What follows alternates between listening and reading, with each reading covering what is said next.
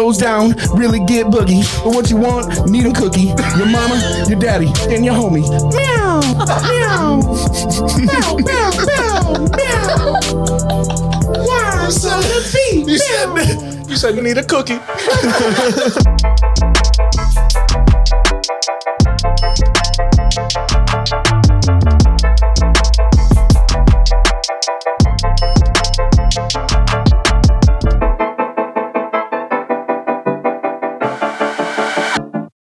Welcome. Thank you guys for joining. It's Full Belly Podcast, Season 2, Episode 7.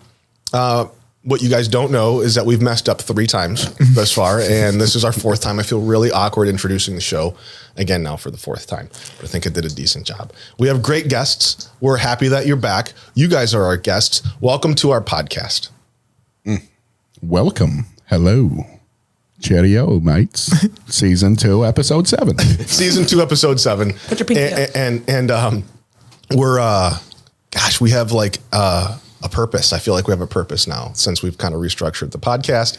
It's scheduled out. We're scheduled out into December, I think. We have like legitimate dates and guests coming on, trying to just legitimize this. But we have purposeful episodes and we have purposeful people on these episodes.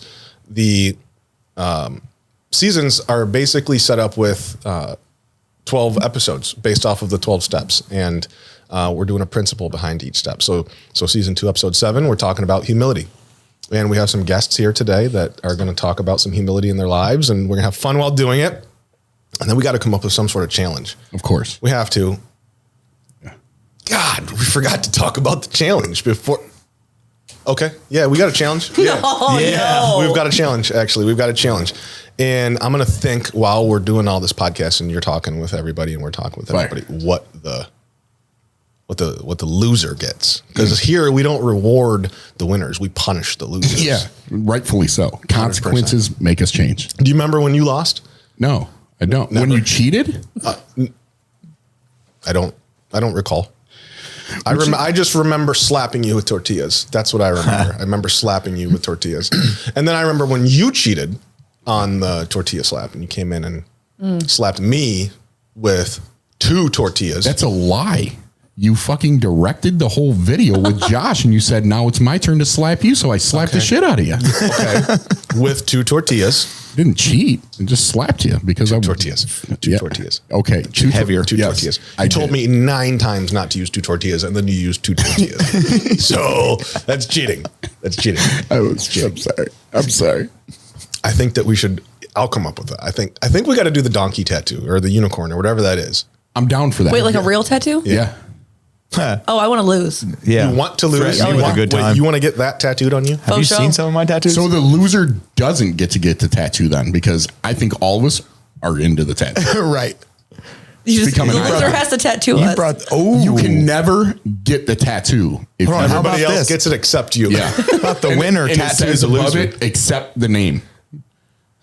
Except Annie. Oh, I was like, except the name. What's that mean? What kind Except of the riddle? name that I've given you, son. Yeah. Except the name, Lord Rikerson. Yeah. So you guys know Juan. Juan's obviously, he's introducing himself. Juan is our co-host. We love Juan to death. The show is not the same without Juan. Right. Juan has this season multiple times done shows without me. So sort of a selfish kind of person, but I have never. It's a fucking lie again. I have never done a show without Juan this season. He leaves me alone, and then he gets mad at me because he has surgeries because he never takes care of his body. That's why his ex bleached his shirt. His skin suit. Yeah. Right. Did you hear what she said? What? She said my ex bleached my shirt. Ooh. That's right. That's right. I actually, She did a good job. yeah. Thank you. She bleached it perfectly. It's like just so uniform. That is funny. I remember buying the shirt. And I was like, it kind of looks like a resentful ex just bleached it. I love it. I think it looks great. I don't love resentful exes though. Right? It's a bad time. Yeah. Oh my gosh. I feel like You don't love them yet. We should talk about them a little bit today. I feel like there has to be a resentful ex in our stories. Yeah. So did you have anything to say? Oh no, man. How have you been? I've been great, dude. Really, really good. Everything's crazy and amazing, and we're moving really, really fast. And the process that we get to be in together and how we get to create around our lives is just, I feel like I'm in a dream all the time, you know? It's really, really good.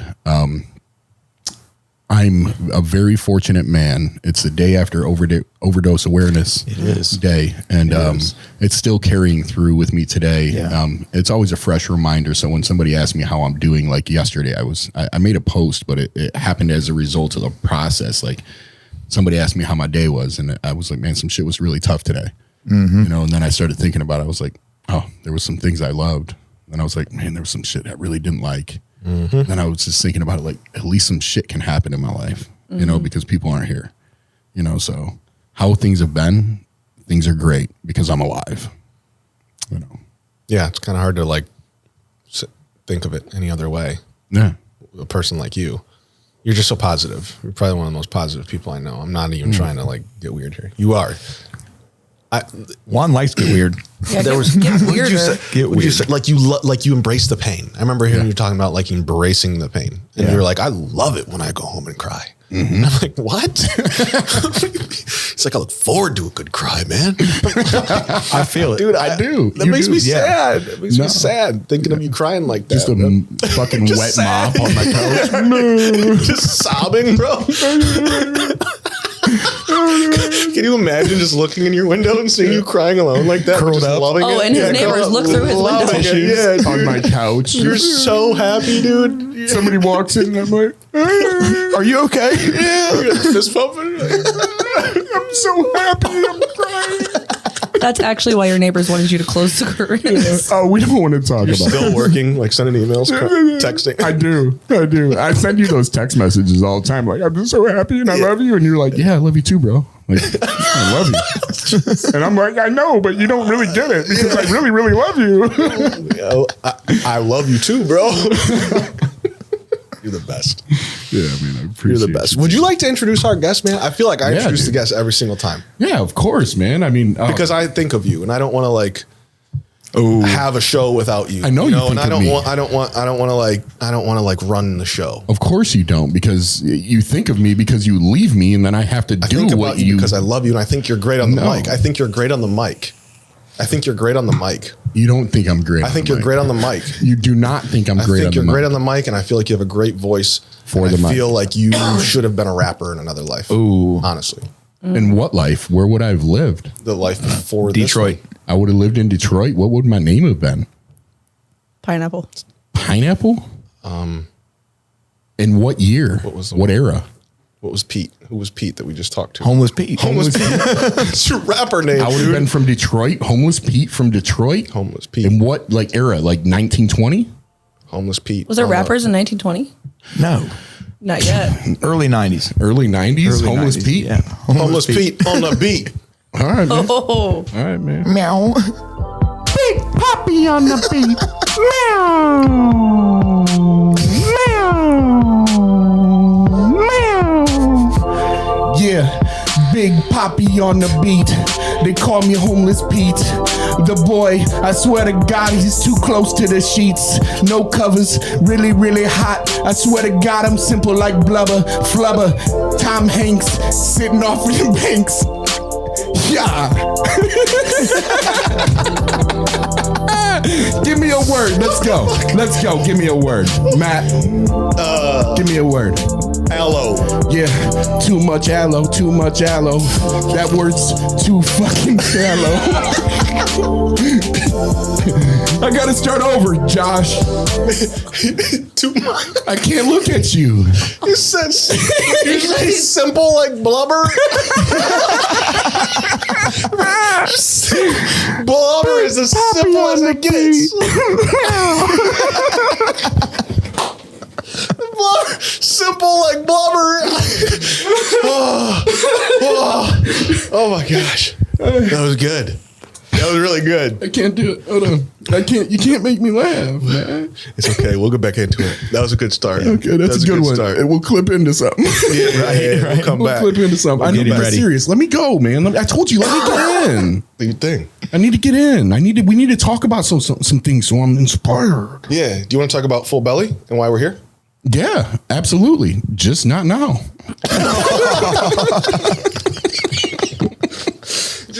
We'll do it later. We'll just do the podcast later. We're stopping the podcast. We'll pick it up. No, man. Yeah. So obviously, dude, Matt was talking about it. I get to co-host and host when he's not available at different times for whatever surgery he has or whatever thing he's doing, which is whatever. But, so it's a really cool thing.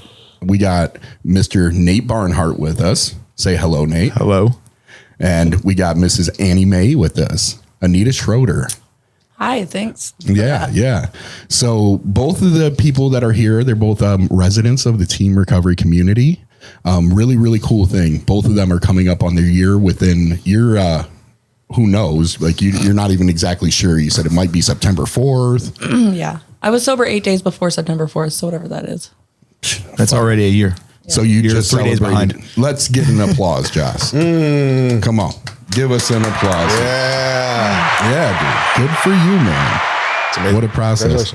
And Nate, how long? September 28th, I'll have a year. So on the 28th, At 27 days. Yeah, man.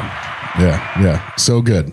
Well, dude, you guys are on Full Belly. And the concept around Full Belly is obviously, if you've watched or tuned into our other podcasts, the name represents having a full belly. And for us, that means 3 different things. We're talking about how do you have a full belly in your mind, your thoughts, your thinking? How do you have a full belly in your heart? Keep that. What fills your heart? And what fills your gut? That's why there's food coming. Yeah, that's right. Yeah. Food. Right. Yeah. So, we're going to eat. We're going to eat. This is the first episode perfect where for we me. literally eat. I love eating. It's like a family dinner. Yeah. What if we're just... Let's eat and talk. Yeah, when we chew, we're going to have to try to chew over. There's a pet peeve out there. I called him a pet peever. Oh, yeah, I know. Pet peever. There's some kind of pet peever That's out your there. rap name. Yeah. Homeless pet peever. Homeless Pete's pet Homeless peeve. Pete the pet peever. Picked a pickled 1992, Piper I pepper. started picking beavers and beavers.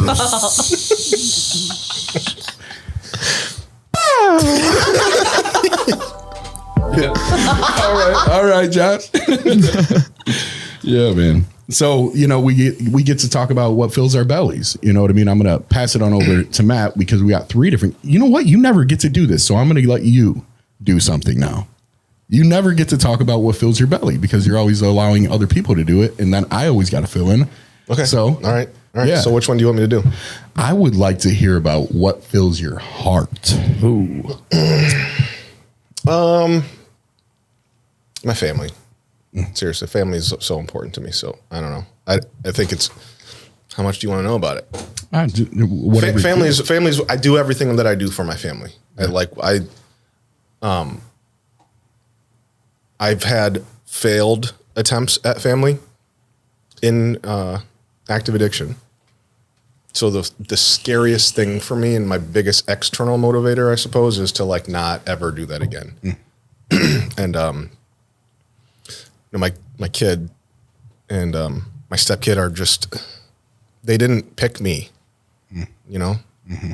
They didn't pick me. They don't just I chose to have children. So I think that it's just so important that I don't do anything that's unfair to them. I think that we see it all the time. Kids in the rooms that just they're just so innocent. They're victims. Mm-hmm. And I'll never let them be victims. I'll never let my wife be a victim. So everything I do, whether it's working to make sure that they have everything that they need and want,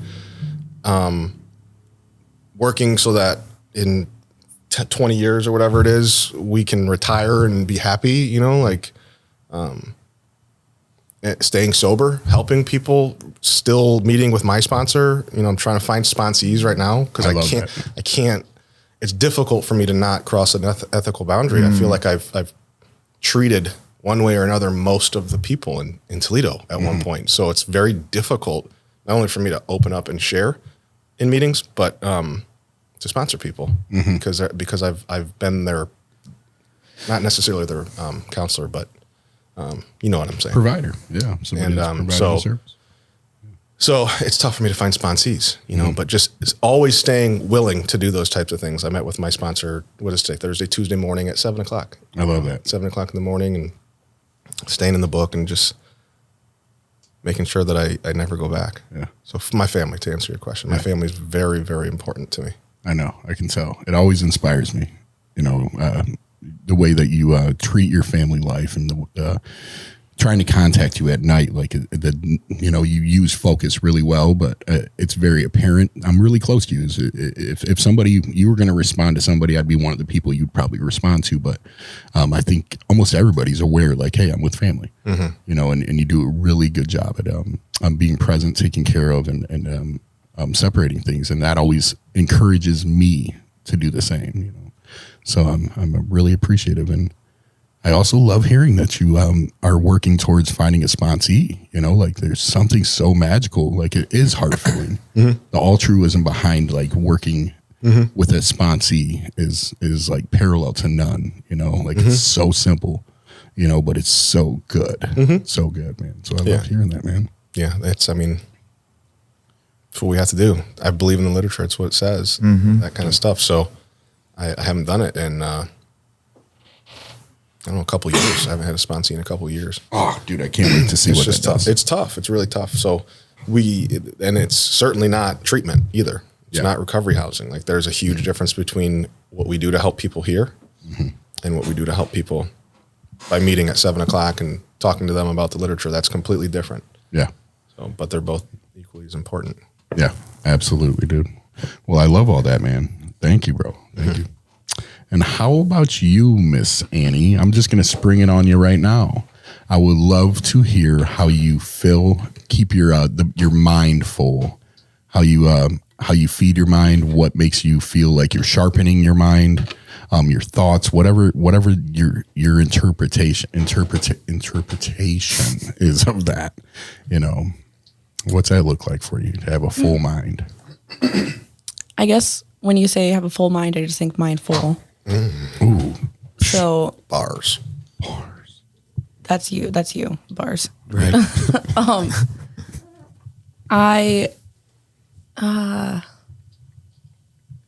Recently I've been dealing with some things. So to keep my mind full, I've been working on peer support classes or courses, just to try and keep myself busy. And outside of that, I listen to a lot of Alan Watts because it really makes me think. Who is that? He's like a philosopher. I don't really know Alan Watts' story. Is he alive or is he dead? Like, is this like old stuff or is this I think new? he's passed. Is he passed? He's dead, right? You know about Alan Watts probably more than I do. There's a video called Tat Vamasi, and Who? It's Tat Vamasi. It's Todd who? it's Sanskrit. It's Sanskrit. It's Tat Vamasi. Got you. So it means this. I always say it wrong, but it's like this art thou, or thou art this, or this or that. It's like each are the same. I'm getting nervous. You're doing great. You're doing great. So good, man. No, I love that. I love hearing that and listening to Alan Watts, whatever it is, sharpening your mind that way. And you said, when I said, how do you keep your mind full? Or your full, how do you have a full mind? How do you have a full mind? You said by being mindful. Like, what? Get the fuck out of here. That's a whole freaking bar. Like, my life has just been a lot of stress right now. So even just on the way up to the NICU at the hospital, I was thinking, how can I decompress just really quick before I get up there? And I started counting my steps just on the way up to the elevator. Yeah. And I think that I don't know, for me, I think there was always a misinterpretation where, at times I thought that, like, for me to be healthy in my mind, I had to escape it in some way like that, right? Like meditation, whatever, those things, like those are good practices. But there was also, you're going through this thing and you're feeling resistance, and I found that resistance was actually one of my best friends. Resistance is what was shaping me. And like Matt, you talked about earlier, like pain and going through these things. And when I stopped avoiding resistance, like some of the Buddhist principles that we know is aversion, right? Like an attachment, those are the two roots of suffering, is aversion and attachment. The things that I avert from also are going to haunt me, and the things I'm attached to also will hurt me, but hearing, like, I always say this to people, especially people I'm close to. I love that for you when somebody's going through a difficult time. And I truly mean that. I truly mean that because I know that these things, the resistance and somebody's willingness and desire to move through that while being mindful, of what they want for their life and moving through that, and how that's important, because life's going to show up on every side of us every time. And, you know, there won't always be a moment where it's like, I need to step away, you know? So, seeing you go through this process and you're just showing up, dude, you're just showing up. You're a new mama. You got a baby, Atlas, you know, that's so good, man. That's so good. Anything else, any other ways that you feel like you keep your mind sharp and full? I think I've been slacking in that whole department. So recently, like literally just recently, I went to Mainline and I've just tried to reach back out to remind myself why I stay. You've had a lot of stuff. You've had a lot of stuff though. Yeah. To not keep your mind full though. You've kept your mind full for other reasons, for life, right? Like we get clean to have a life. You know what? Actually, so before It's Bogey. Why you can't Bogey? Yeah. Oh, look Wait, at is Bogey really here? Yeah, he's over here. Where? Hey, Bogey. Where? Bogey. Bogey, come here. Come here. Bogey. Come here, baby. Come here. Oh my goodness. It's the dog. Oh the my dog. baby. Come on in, Mo. It's homeless Pete. Oh my. Matt here. Hey guys, I'm Juan. And this episode is actually sponsored by the Friday Night Fire. We've got a quick clip for you guys to watch. So check it out because it's really cool, bro.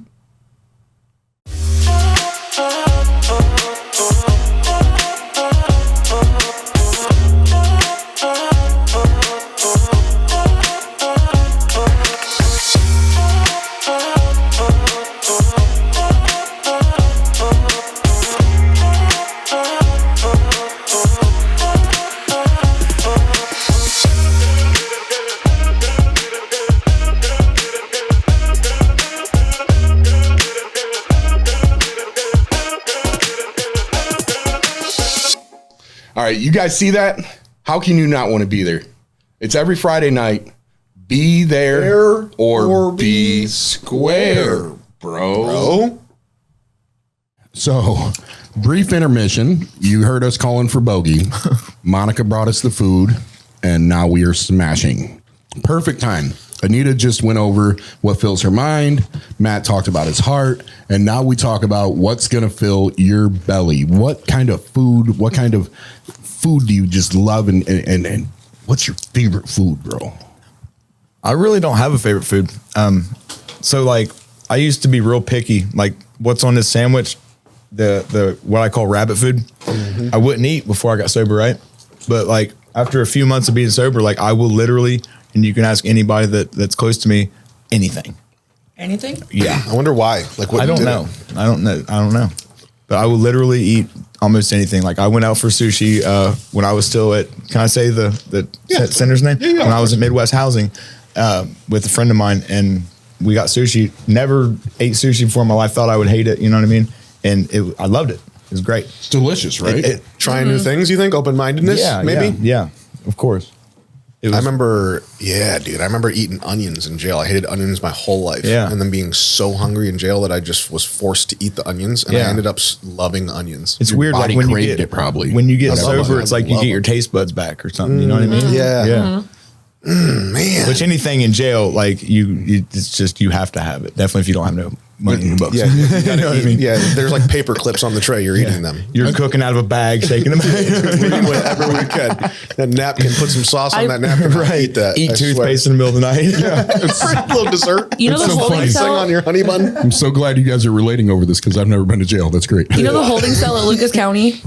Booking? Yeah. Yeah. Somebody left 2 cookies on the wall by the toilet, No. and I no, you ate them. didn't. I didn't. As soon as you got so there, hungry. Were you sober or No, were you I'd high? been there for a little bit. Were you drunk? Was it like She was coming down off a meth. Meth, bender. right. meth. So she hadn't ate in 3 8 months. oh my These god? toilet cookies look great. The girl that was in there, the girl that was in the cell with me was like, "Don't."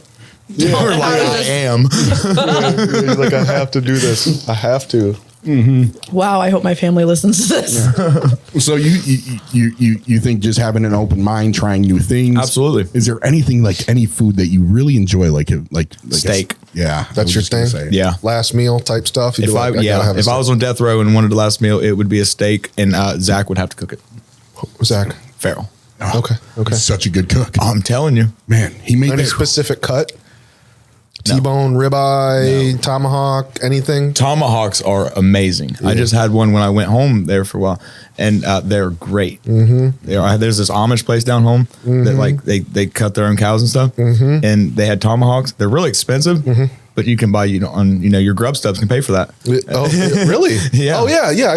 That makes sense. And we had one there, and it was amazing. Straight from the butcher, huh? Yeah, it was really. You know good. why they call them a tomahawk, right? No. Because they look like a tomahawk. No, man. There was a that's butcher. why. There was a butcher. His name was Tomahawk Tom. He was friends with homeless Pete. I was just gonna say that. But no, they literally look like an axe. You know, Yeah, it was really I love good. that. Real good. God, I love a good tomahawk steak. I had the best tomahawk. I've never heard of that in my life. We had I want to tell you a story about a steak. Kabir, you know Kabir? Love Kabir. Shout out. Yeah, Kabir and I ate, God, I think it was like a bone-in ribeye or something. I don't remember if it was a bone-in ribeye or T-bone, but the top half was like the strip, and the bottom half was the tenderloin, which is like the fillet essentially, like the good part. You know, the big part is just the strip, but then the little part under the bone was like the delicacy. So they came out and they served it at the table, and it was closest to me. So I'm just eating this part. Like, I'm like, wow, this is really good. And he's just watching me eat the whole tenderloin. And then I realized that there's 2 cuts of meat there, and like I should have 100% let him have half of the tenderloin. And I ate the whole tenderloin half, dude. And I was like, I feel like a terrible person. I ate all the good stuff. He called you a terrible person. Yeah, he did. He him. made me feel bad about it. Yeah. Good for you, Kabir. Thank you. Yeah. Have you ever had deer meat? Yes. Like actual deer steak? Venison. Yeah. Like, Yeah, well, I never even knew what that word was until I came up here. Venison? I don't think I ate it in like a steak form. I think I ate it in like a jerky. Like a dry dehydrated. Yep. Yeah. Yeah, deer meat is amazing. I can't recall if I liked it or not. I just know I've trust eaten you. it. You said you would eat anything. I'll eat anything. Right. Yeah. I've proven that. Napkins, frogs. Fucking eat this napkin right now. I need a frog. Prove it. So waiting for you Get to- real. Yeah, right. What would it take for you to swallow that napkin? Whole? No, I mean, put it in, chew it up, soften it, drink something. Piece it? Pieces? No, all in once. Yep. What would it take? Do it. Let me do it in 3 pieces. 2. Because that's just how I need to do it to make it work. You can ball that up and get it soft, dude. I swallow it. You know what it'll take? What? Pair of new white Vans. Done. I'll do it.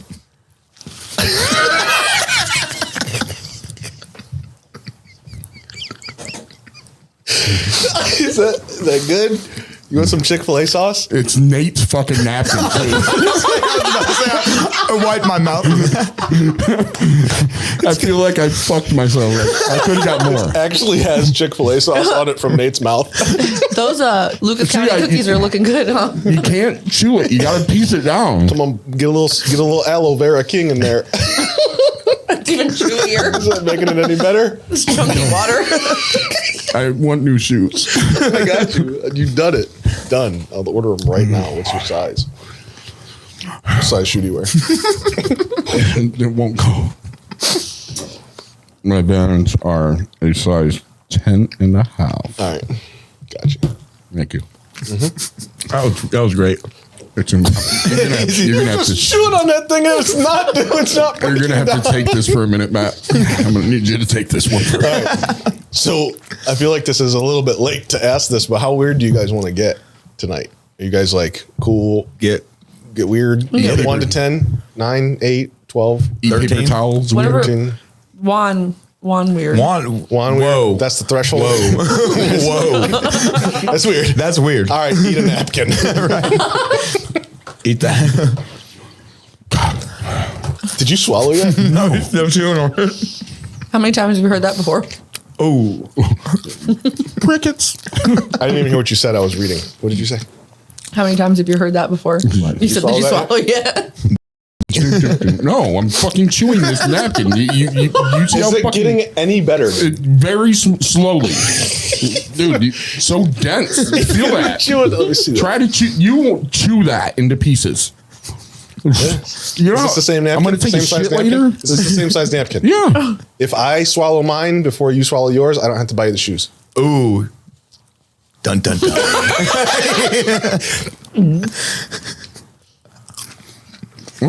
Okay, deal. Oh my God. I told you, Bill. Better get your drink. I told you. You ain't shit. Get real. It tastes so bad. I know. It wasn't Nate's napkin. Yeah, though. right. He's got my.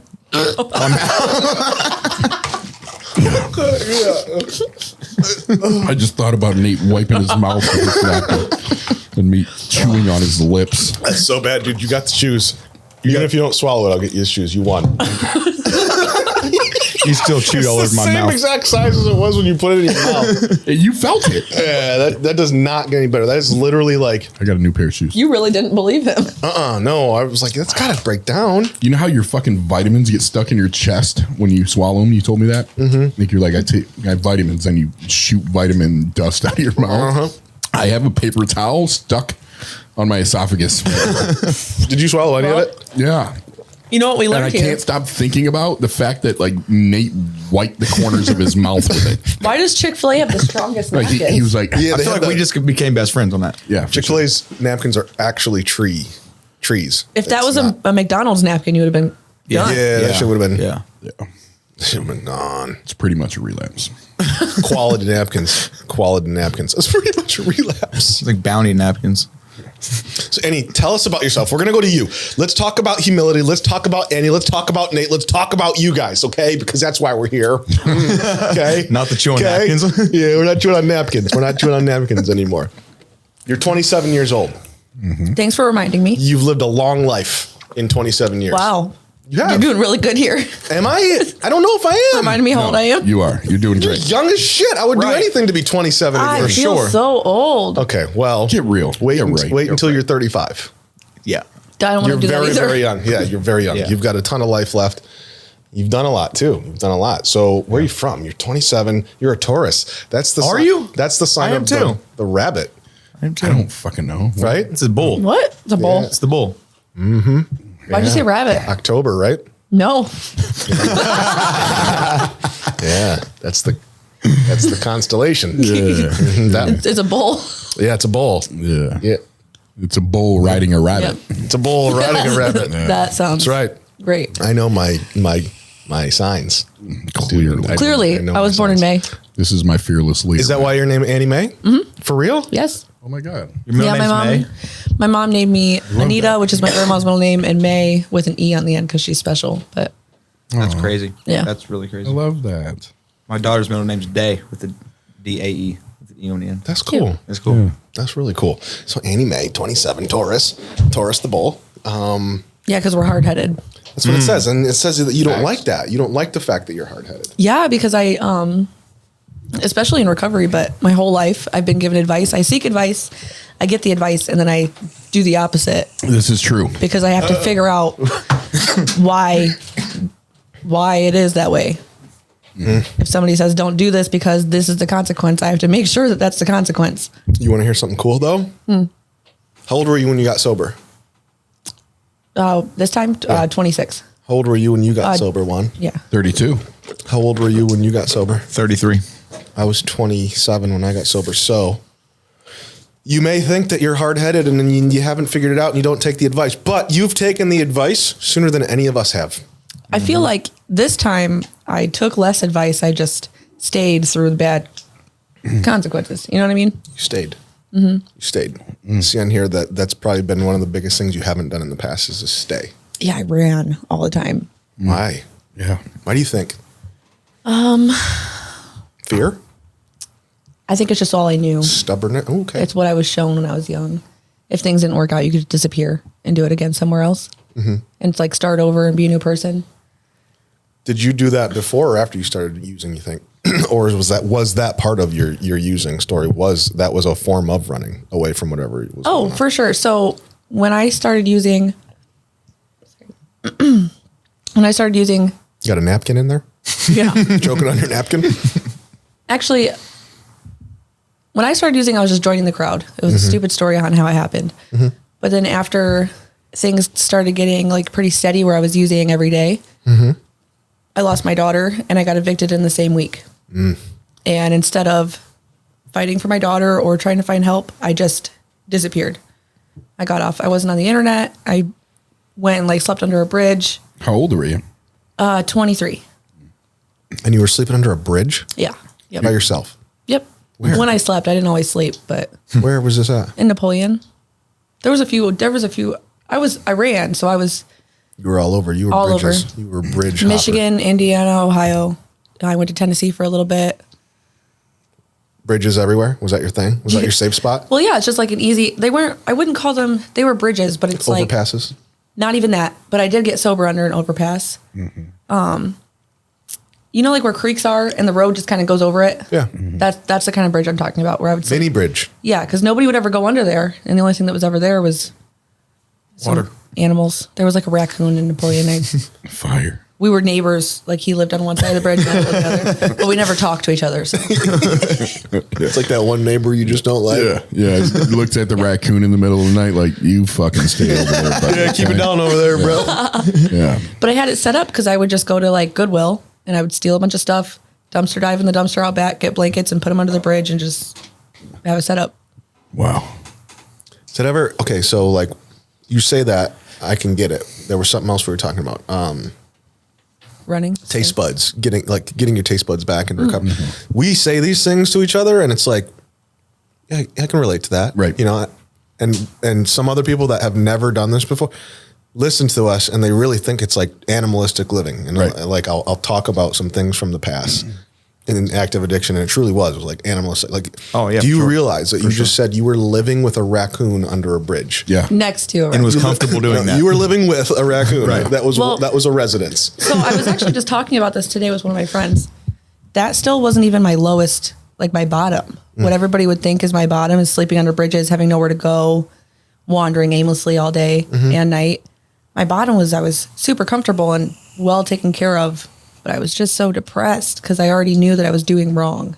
Emotionally bankrupt. So you actually had a place. You were living in a house Yep. with people, My mom, yeah. but you're just empty inside. Yeah, because I'd been in recovery and then I did a year in jail and I got out and I moved in with her. And it was like, I just went back to the same thing I was always doing because even though I moved states, I brought me with me. Well, where were you at in treatment when you were in recovery or sober at that point? I had gone to Serenity Haven and which is in like Fayette, Ohio. And I left because COVID hit and I wanted to see my daughter. They wouldn't let me because of the COVID, but I never made it to see her. I just got high that night and then ended up attempting suicide and got put in jail when they came to revive me. So when I got out, I just moved up to Michigan to like disappear, run away, start over. And I knew I was doing wrong at that point. So I did, but I didn't want to stop. It was unbearable. It was Yeah. getting unbearable living in, yeah, I felt like doing the meth was the only thing that was keeping me alive because it's the only thing that made me feel good. of course. Is that your drug of choice, meth? Yes. Yep. When you left jail, you said you were locked up for a little while and then you got out and went to your mom's house, Yes. started using again. Did you know the entire time you were locked up that you were going to get high again? Like, did you want to get high or did you actually leave jail with good intentions of like, oh my gosh, I want to stay sober and like make mom happy? It was like a seesaw. I don't know. I was really faking it because when you're in jail, there's always that chance you can get like an AR, like get released early. Yep. OR. And AR is administrative release. So they listen to your phone calls and like watch your video and everything. So everybody I talked to, I talked about being sober when I got out because I wanted to be the first person on that list that would get out early, which I didn't. But in my mind, I always had this reservation of like, well, on holidays, I can go somewhere and get high and nobody would even know. Or, I'll get my daughter back and then I can control it. And I just did not do that. But my, where I went to go live in Michigan, my family there, they're not sober. So it was just off to the races as soon as I got out. Were they using meth too? So it was just, you were pretty much doomed. You walked into the lion's den. I got picked up from the courthouse after I got released from jail that morning. And the first thing I was asked was, can you get anything while we're in Ohio? Really? Yeah. Wow. And then I had friends that I'd used with, and they knew I just got out of jail and I was sober. And if I just asked for it, they just gave it to me. I didn't even have to pay for it or anything. Right. Isn't that wild how that works? Like when you're actively using, your friends are like, yeah, right. But you go to jail and you come out and they're like, bro. I mean, look, Yeah, look look out what for you you. messed up. So messed up. Look out for you. How does that happen? It's hard for me to picture you on meth. It's hard for me to picture you on. Oh my Seriously. God. Yeah. Have you seen it? She showed me some videos and stuff. Whoa. That just blows my mind because I had just told Juan I can't imagine him doing dirt, and I couldn't wait to get to the point in my life where people were like, "Wow, I just can't imagine." And there it you. is. And you literally just said it. You see people get clean and like just turn into a different person. And like, I literally didn't even know until today that meth was your drug of choice. Like, I can't picture you doing meth. Not that it's like bad or any worse than any other drug. It's just you're such a calm spirit that at least that you might be a little here and a little there and a little there. And there's energy in there. I'm not saying you're like, there's no boring to you, but you're a very calm spirit. You seem, at least to me, from what I've seen from you, and it's not like we're super close, but what I do know of you, you seem to be relatively at peace and calm. So to think of you on meth is friggin' weird. I just can't see you like tweaking. I can't see you tweaking. You should never look at the pictures because I was a picker and it was very apparent. I can't see. I just can't see. Like, I can't even think about you shooting heroin. 98 Like, it's pounds. not the same thing. I know. Yeah, it's I was weird, the same right? way. 98 pounds. I lost 100 pounds in 3 months. Man. How long did you stay up for weeks and months? I've thought about that. Like, how often did I actually sleep? Because I don't remember sleeping ever. And I remember people like begging me to eat and just fruit snacks, and I wouldn't do it because I was not hungry. So I really just think I never slept. If I did, it had to have been like a month at a time. I wish I was exaggerating that, but I lost my mind at the same time. So I know that I'm not imagining that. How old were you the first time that you did meth? 18. 18. So 18 to 26, you said? I did not use from 18 to 23, I didn't use. I just did meth like experimentally. My friends were making it. My boyfriend at the time was making it. So I just tried it with them. And then I didn't do it again until I was 23. And I was trying to come off of opiates. So I can see you on opiates. I didn't ever get high though. I just got sick if I didn't have it. I don't remember even from the beginning ever getting high. I think I was just doing it because my friends were and they were giving me the littlest bit. But somebody told me I could get off opiates by doing just a lot of meth. And then I wouldn't withdraw Great from advice. meth. Yeah. Great And it advice. worked. But Yeah. I really liked meth. You fell in love with it, huh? Yes. I got it tattooed on me. Really? Yes. Well, what do you mean? The word meth? I would, that would be Just worse. meth. But no, it's an You just said anatomical. meth on her. It's a crystallized heart. It's crystallized because I said meth has my heart and my heart's ice cold. And it was this whole, Wow, you fell in love with it. You were actually in love with the drug. I really was. Obsessed. I think I put it on my Tinder once that I, That you love meth? Yeah. Just letting you guys know, like, if with you like a bunch of ice cream cones. if you swipe right, like We're tweaking. That's actually how robbing you. that's how I found my drug dealer in Michigan was I made a Tinder and I just said, I just moved here from 3 hours away. I'm just looking for ice cream. Who wants to party? Really? Yeah. Wow. And people Damn. answer me. Whoa. Wow, that's so smart, man. No, it's not. I know, It's but clever it for is. somebody that wants to find it. Like, that's your wheels were turning I went 100,000 to- miles a minute. I started thinking, I was like, I'm new to this place. How do I make friends? And then I started thinking, how have I ever made friends before? Oh yeah, jail.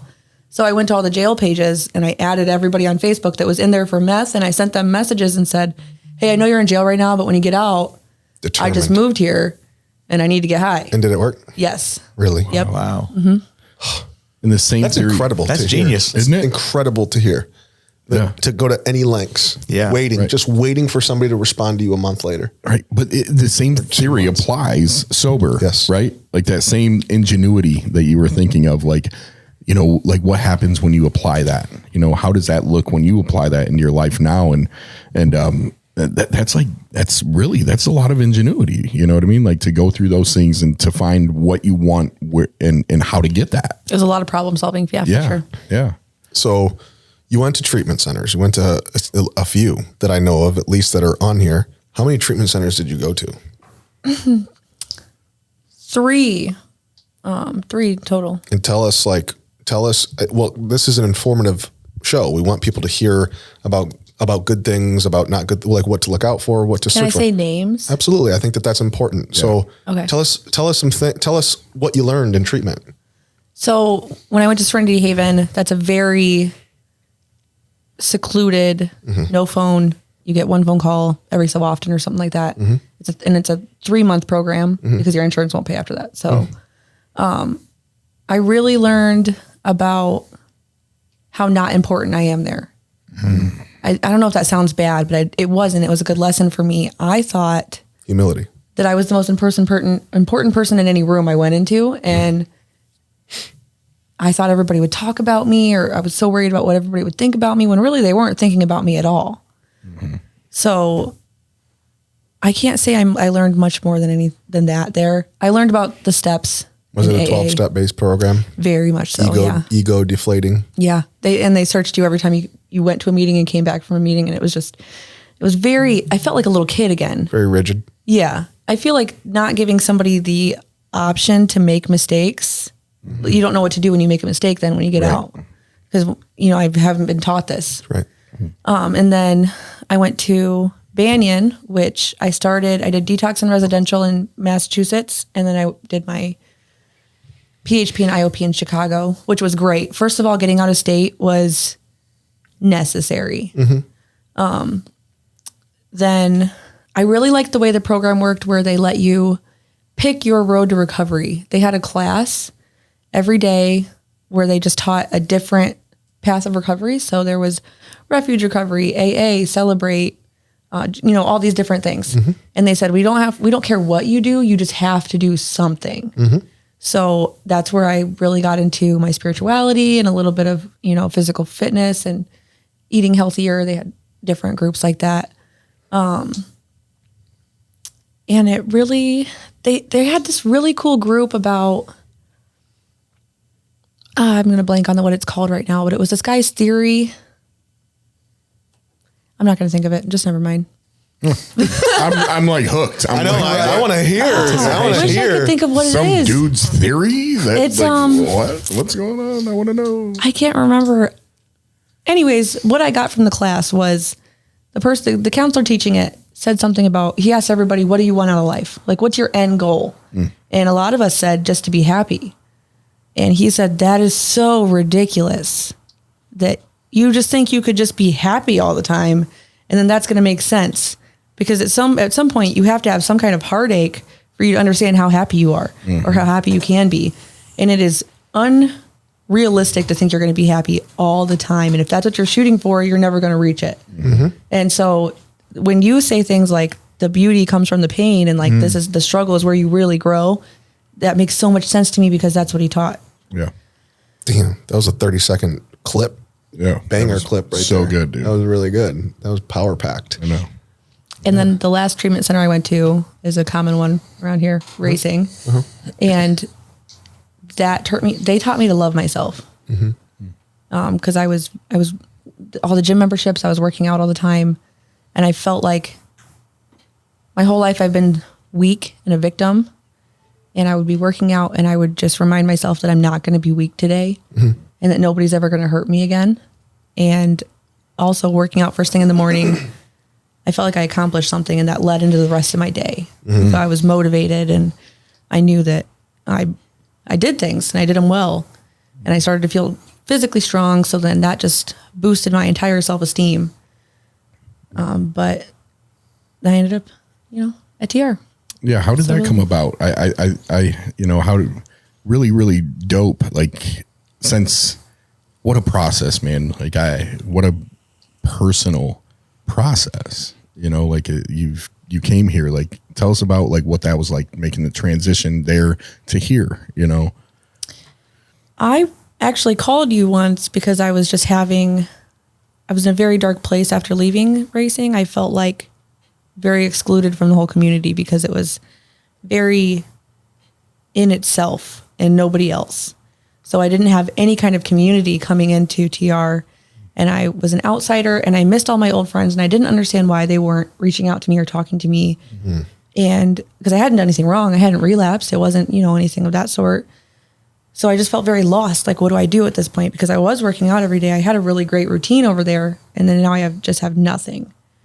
And so I got a job and I tried to get things back to normal, but I never really found that normal that I was at before. Right. So I just had to build my own community here, which was hard because I'm not very much of a meetings person. But I met some really great people, and our group is still, for the most part, here. Yeah. So Yeah. I'm really grateful for that.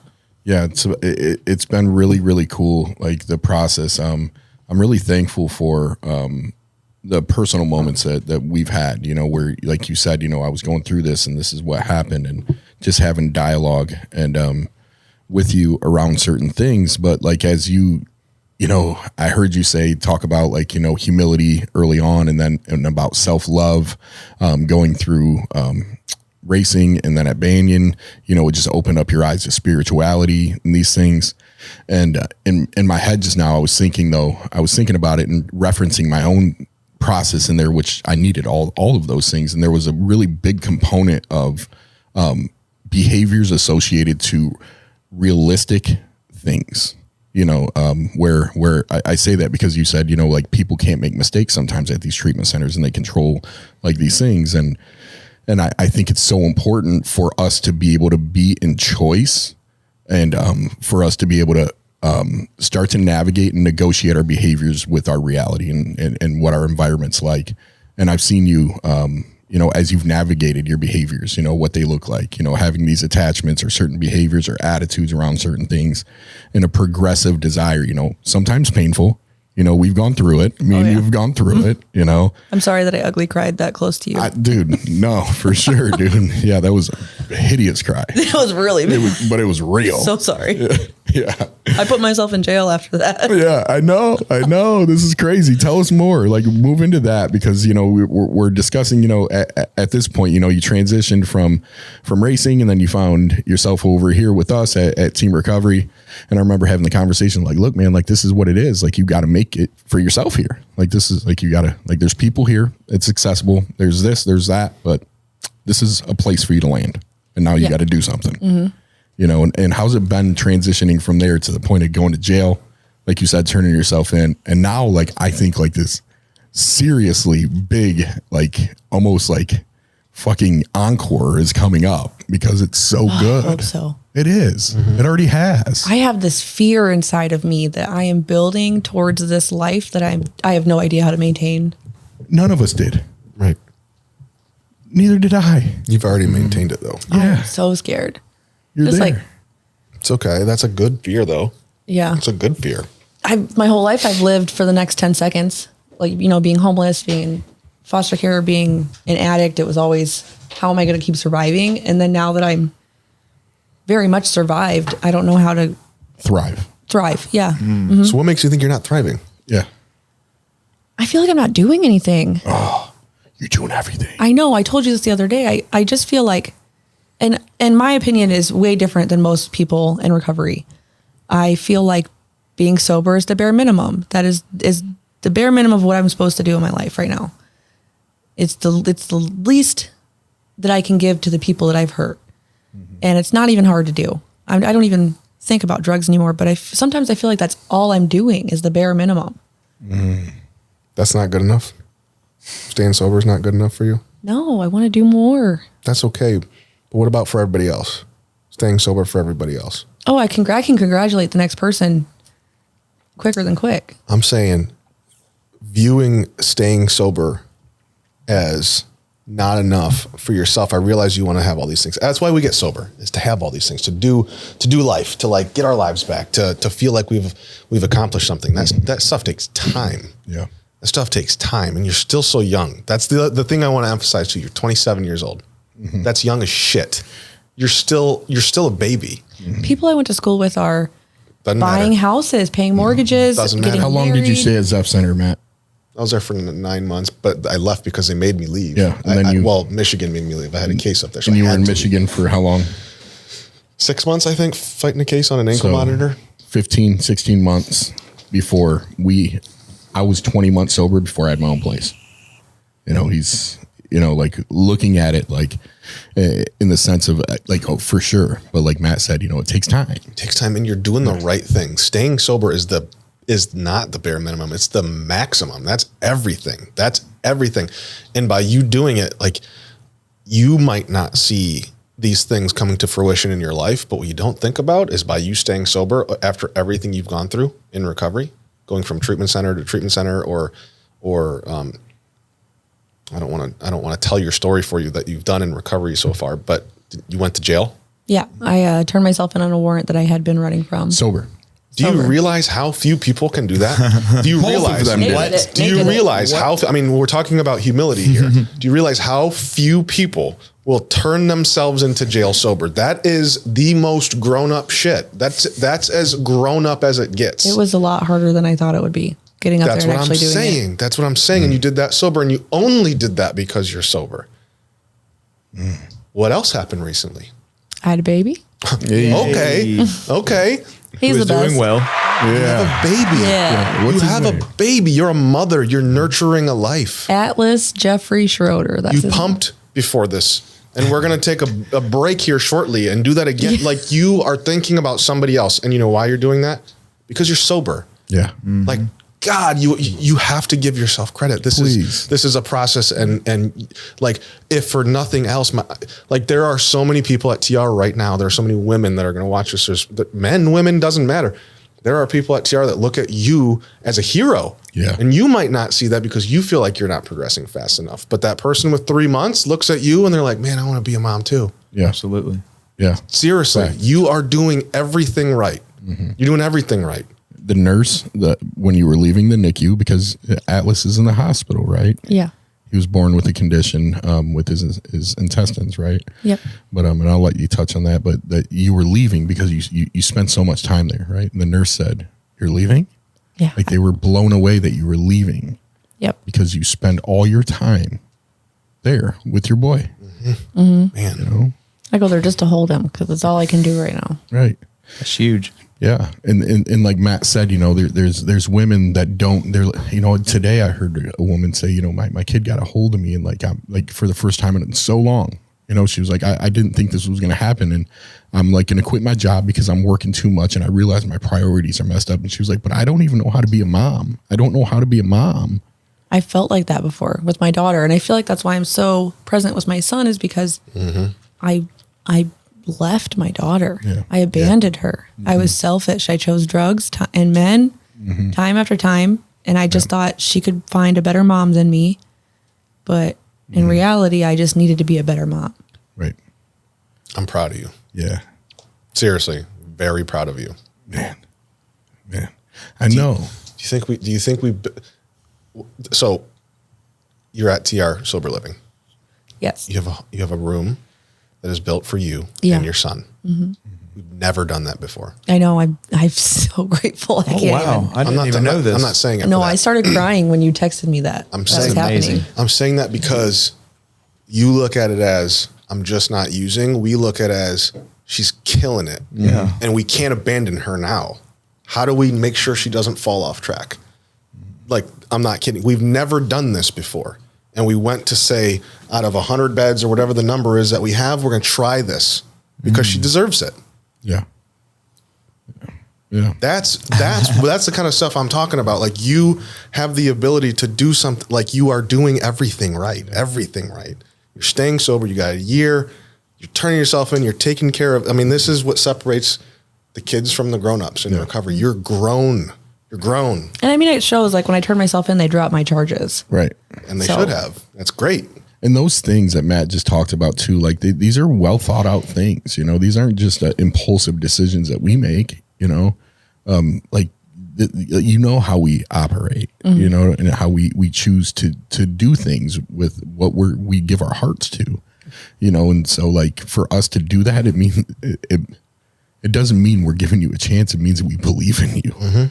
It doesn't mean like, oh, let's see what happens. It means we believe in you. We believe it's going to happen. Right. We believe it's going to work out. I think typically I'm just not used to people giving me any kind of credit or believing in me, period. So I just don't, I do it for them. So, like, I downgrade myself before anybody else can Nah, dude. to where the things That's I'm doing aren't any understandable. good. That's understandable. But in reality, I'm not the first, and I'm absolutely not going to be the last woman to get pregnant in recovery. No. And have a baby. I actually know of some right now. Mm-hmm. And I guess me just continuing to do the right thing is going to lead the way for the next one. It is. And that's exactly right. It's right. That's what it's all about. Truly. And that's a big piece of it too, is for us, obviously, there's these suggestions and these like these things that we look at historically and experientially, like, man, you shouldn't probably do that. You probably shouldn't have a baby early on, right? Or you shouldn't probably be getting this relationship early on, right? And looking at some of the hard-headedness or the bullheadedness or the stubbornness of like other places, around what that looks like. And it's like, man, like for us, we're like, of course we don't like want this to happen, but these things do happen. Mm-hmm. Mm-hmm. Like these things do happen. Mm-hmm. And so what we're trying to do is like, instead of us pushing you away by telling you can't do that, or you're not supposed to do it, it's us saying, hey, you should make these choices. Mm-hmm. It's the difference between abstinence and teaching safe things in school. Yeah. And just trying to figure that out and with people, and I mean, I'm a good example, having a kid early on, and things like that, and just watching. And I think one of the biggest things is to say, look, if it doesn't go right, you don't got to get high. Mm-hmm. You don't got to get drunk. You don't got to get fucked up. Like if it doesn't work out, whatever it is. As planned. Right. As planned. It's never that way. Just like you said, the end goal is not to be happy. That's unrealistic. Yeah. It's never going to be how we think it is. Absolutely. And we can stay sober through it no matter what. Sorry, I didn't mean to cut you off. No, you're good. You're good. But yeah, I just think about it in those situations. I think those are important things. Since I got sober, I looked at it. Happiness wasn't the thing that was holding me back from living a good life. It was my aversion to experiencing resistance and pain. And so as I started walking through my consequences and taking responsibility for them and not just acknowledging them, but internally owning them. Like I see you, like you said, you went to jail.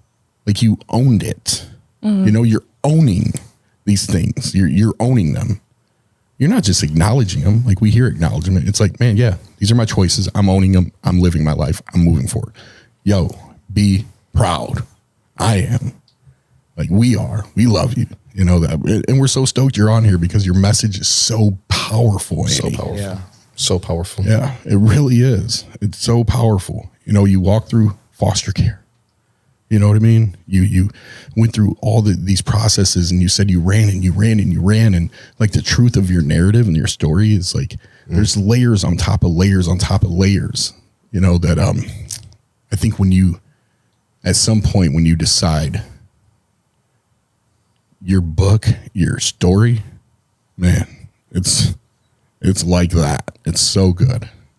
It's so good. I can't wait to just tell you figure that out. Until you figure that out, what you have. And what you have is you, and it's really good. I like what you said here, Juan. It says that learning to stay has been the most difficult part of staying sober, and realizing doing nothing is just as efficient as doing everything. Her productivity is not a good way to measure her worth. A fresh reminder. I mean, are you kidding me? Like, Right. It's not always about the results that are in front of you. Because I can tell you from experience that is not what's going to make you happy. Getting the car, getting the house, getting the whatever it is, that's not going to make you happy. And I can say that from experience. I think I'm focused on getting a career. Sure. Or Still not going to make you happy. Build a life for my kids. Yeah. You're going to find out through the process that stuff's going to come from inside, and whether you got it or you don't have it, you got it. Yeah. Whether you got it or you don't got it, you got it. You got it, kid. Whether the glass is half You full got or it, half empty, it's always full because it's half air and half water. It's always full. Who cares? There's water in the cup. Yeah, so drink it. Stop complaining because there's someone that dies every 18 seconds in the world because they don't have water. Do you realize that? 18 seconds? Yeah. Every 18 seconds That's somebody a lot of dies. people. Count to 18. One, That's crazy to think two, about three, that four, someone five, dies that they don't have clean drinking water. Wow. How many people die in one day? A lot of people die. It's like millions of people every year or something like that. We But should do something about that. Yeah. it is. It's wild to think about. You remember the stay in line? Remember the stay in line? Yeah. to receive your blessings. Yeah, man, I There was love this. that. There was this visual. I remember going to these NA meetings early on in recovery, or before I got clean, actually. And there was this guy that would say, "You got to stay in line to receive your blessing." Breast. What the fuck is a blessing, dog? Who the fuck's handing What blessings she's about out? to pump later. I was just feeling the fullness. What kind of blessing? Motherfucker said stay in line. I'm going to say this, fill and the then we're going to take a break really quick before Annie comes back and burps. My some grandma babies. made chicken fried blessings, dude. But this guy used to say you got to stay in line to receive your blessings, and I always used to think like that sounds good, but like whatever, it doesn't really mean anything to me. You know, like you know how sometimes you hear these little cliche things in recovery that we've heard for years, Yeah. but then all of a sudden it finally means something when you actually, when the intersection is supposed to happen of it meaning something. So he used to, he used to say this all the time, every time. And then he was also like a group facilitator at a treatment center that I went to, and I went to this thing, and I was like still detoxing. And I stayed up late, and he was the monitor, and I was like, why do you always say that shit, dude? Like, you literally start off every share with, you got to stay in line to receive your blessings. Like, why do you say that every time as if it's so deep? Like, duh, it takes time to get things, but why do you say it every time? And he was just like, Matt, because like when you stay here long enough, you see people rush the process. You see people rush it, and they rush it, and they're either not happy because clean time doesn't equal recovery. There's one thing right there. Clean time does not equal recovery, because I've seen people with 30 years clean, and I don't want nothing that they got. Miserable pieces of shit. Right. But then I've seen people with 30 days clean that are so happy that they're alive and they're better than they were 30 days ago. And this guy would say, you got to stay in line to receive your blessings. And he drew it on the whiteboard. He was like, line of people. Just imagine a line of people from California all the way to New York, literally standing in line. And God is at the other end. Whoever you choose to view as responsible for the sun coming up in the morning. He said that person is at the other end, handing out a blessing to somebody, one person at a time. And every time he hands it the blessing, however long they've been waiting for it, and they get what they've been working for, they take their blessing, they step out, and the next person steps up. You got to stand in line for a long time. That person might wait 2 minutes for their blessing, and then the next person might wait 30 years, but you have to stay in line in order to get to that point where you get it. So you never know how fast or slow that line's going to go, but you have to, the one thing that's for sure is you do have to stay in that line, because if you get out of line, you got to go all the way to the back, and you might never get to the front to get that blessing.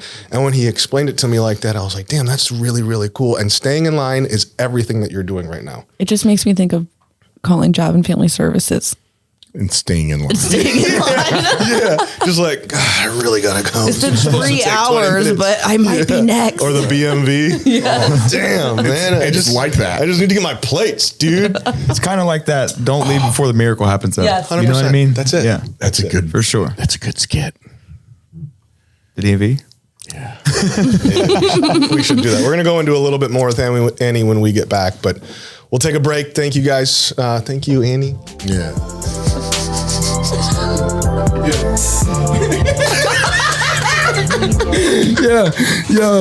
Rocking on the full belly. I was rock bottom, drag me out the telly. Dead rotten, I swear to God you can smell him. Yeah, I miss my mama, I miss my son. I swear to God I never thought this day would come. Me and my friends having too much fun. It's full belly, I'm telling you to come on. Yeah, it's Friday night, the fire's too hot. I swear to God you better be at our spot. If you're missing that, then you're missing a lot. Yeah, let us cut back into the segment, man. That's what's up. Hey, let's go. Let's go. That's Let's go. Homeless beat, boy. Big Papa, meow. It was so good, dude. It worked. It was good. It worked, man. Yeah, That man. rap should be a commercial. Well, dude, yeah. I mean, that's just what we do, bro. I got bars, dude. Post Malone told me that he wanted me to come kick it. But nonetheless, dude, I'm just glad that we're back and we're here. You know, we took a little bit of a break. We had some things going on for a second there, but here we are. We're back in action. Action Jackson. And with that being said, man, it was a really cool break. You know, it was really, really fun time. And, I had so much fun. And Matt was smacking me with my microphone repeatedly. He was making me feel really awkward like he is right now. Yeah.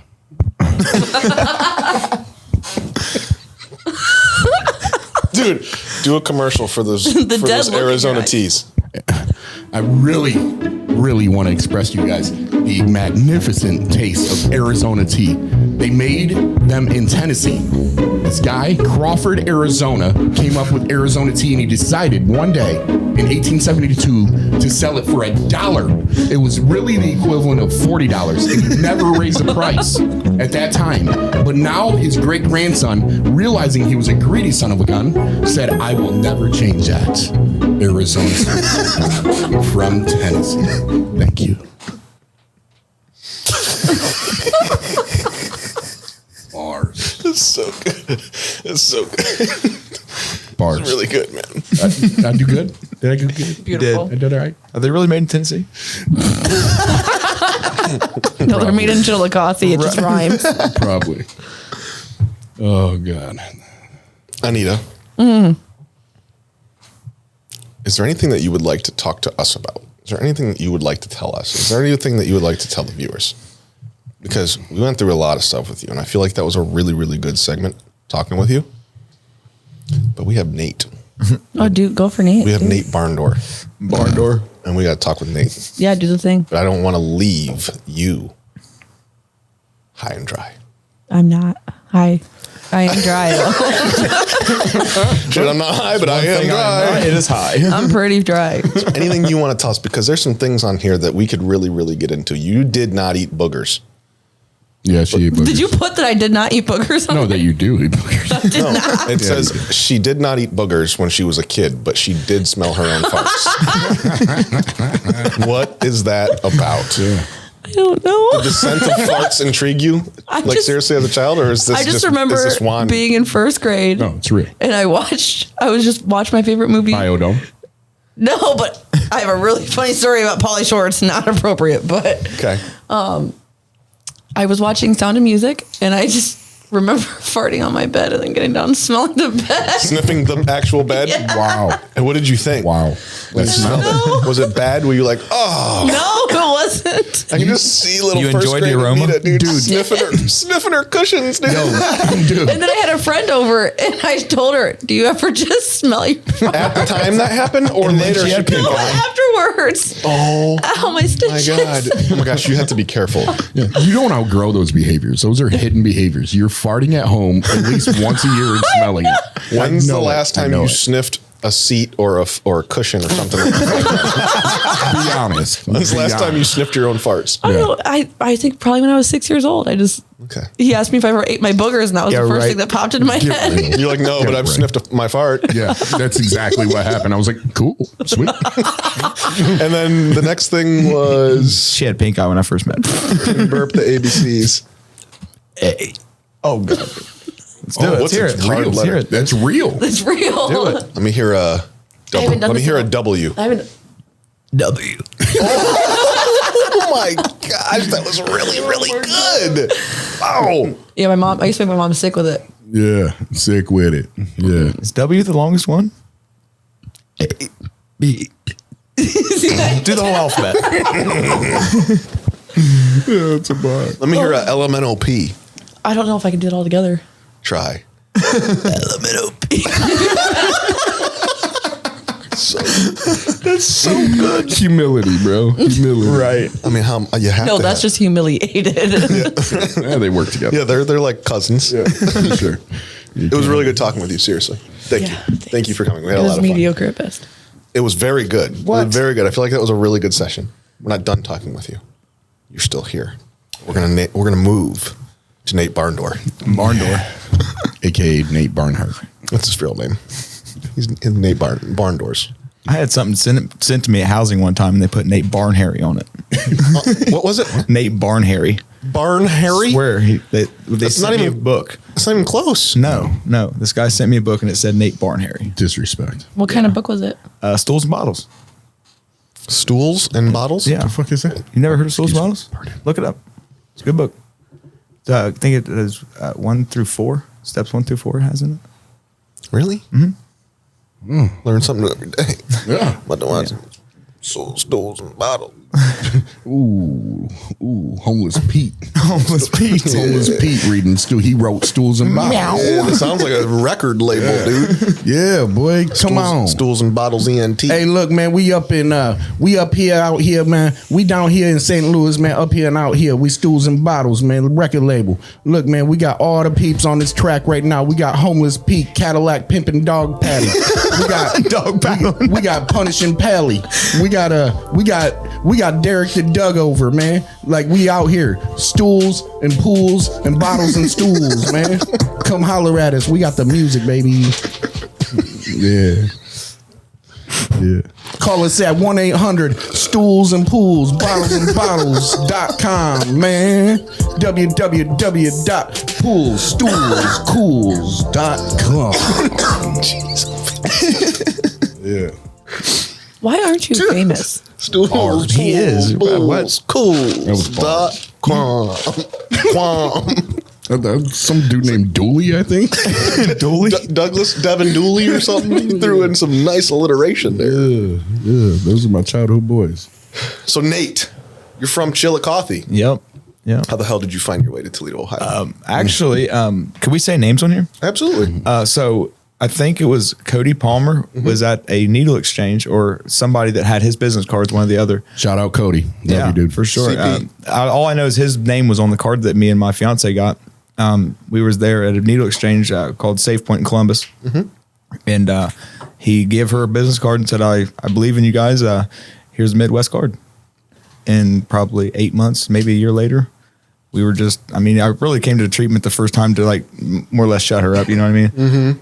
And we made the call, and they came and got me on August 10th of last year and got her on the 11th.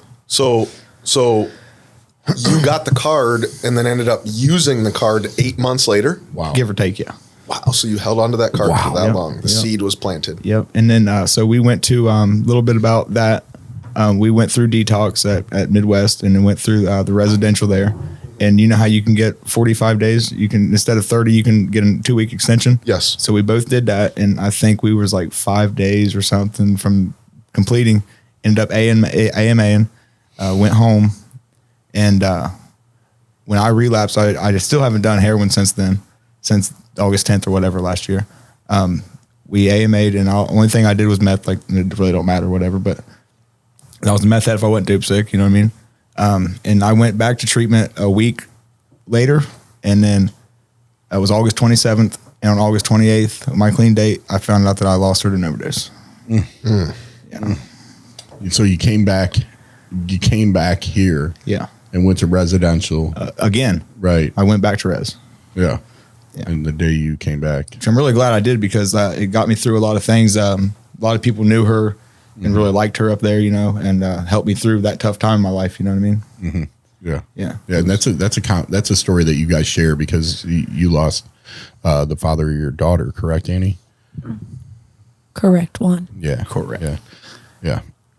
Wow, man. Yeah. And that's something I've used every other reason to go back out in my life. You know what I mean? I've been clean in county jail numerous times. And then for some reason, I don't know why, I thought it was the geographical change, but I mean, Medicab would have took me home if I wanted to leave, you know what I mean? Mm-hmm. But I ended up staying. Mm-hmm. And I use her my clean date, her death date as drive, really, you know what I mean? And that's what I tell everybody, is that's something that I hold very dear to my heart, is that day that she died, because that's the same day I got sober this time around. Mm-hmm. So, yeah. It's a sacred date, right? Exactly. It really means something. Yeah. And that's why I have this. It's her engagement ring. Yeah. She gave me that before I came back to treatment. We was going to go to different treatment centers, and she just, didn't make it.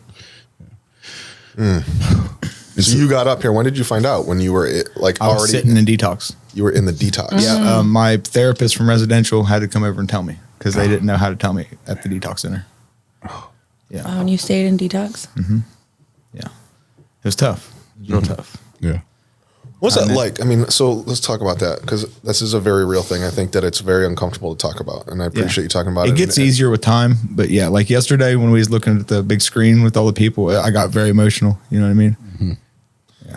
it's we deal with it all the time, you know, like whether it's not necessarily our fiance or the father of our kids, but like we lose a lot of people in our lives now. Absolutely. That's the life that we live. Yeah.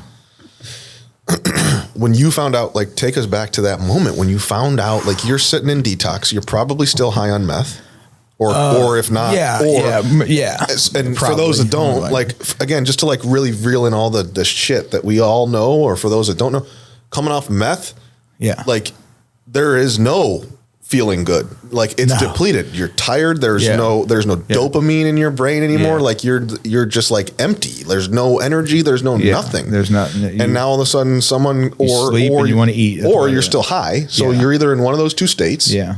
So tell us how you were, and then like someone comes up to you and says, I got bad news. Right. So what they did was they came to my room. I've only been to treatment up here. It's the only time I've ever been clean. You know what I mean? So when they came and told me that day, I felt like I knew something was wrong before I even walked out of my room and down the hallway to her office. Bridget, that was my therapist over there. And when I seen her, I knew something was wrong because she's over at Res. She's down the street, you know what I mean? She's not at detox. And she sat me down and told me, she's like, I got to tell you something, but you have to promise me that you will stay and not leave. And she told me that she died of an overdose. And I mean, at first I didn't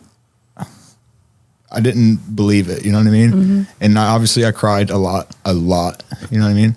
The whole time through Res, every time they would talk about death, or if I heard a certain song, like for instance, Yellow Wolf, You and Me, that was like our song. Mm-hmm. So for the longest time, every time I heard that song, I would cry like crazy. Mm-hmm. And when I got out of Res into housing, my friend from down home told me, so she's buried right beside her mom. You've been there. Mm-hmm.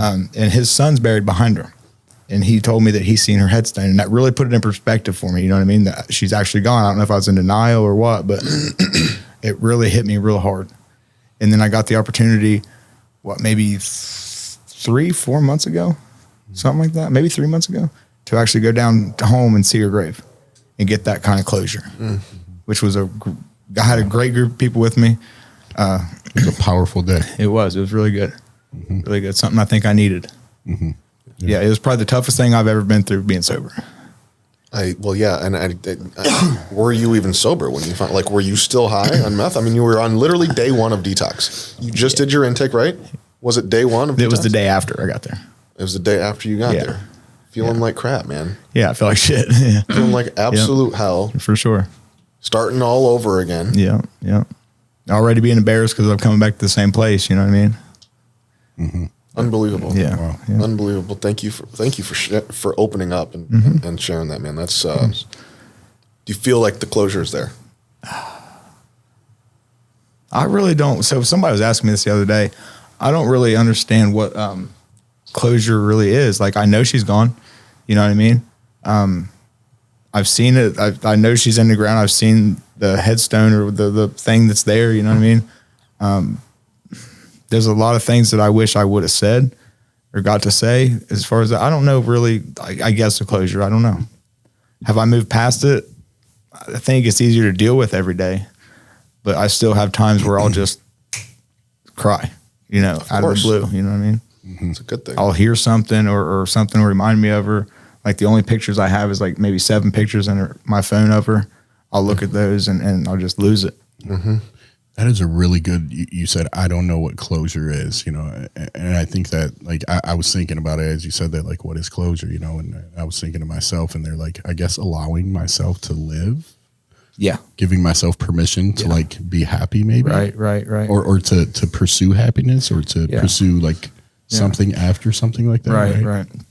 I don't know. Like, what's closure? I think acceptance is closure. Right. Like knowing that she's gone and not coming back. So like, for instance, like when I first got to housing, my friend, Matt, his girl, I don't know if they was a fiance or whatever, his girlfriend passed away from the same thing. And we were, it kind of made us closer with that happening. You know what I mean? And I was able to be there for him and go to the funeral with him and his family. And that helped out me a lot, you know, because I missed all that.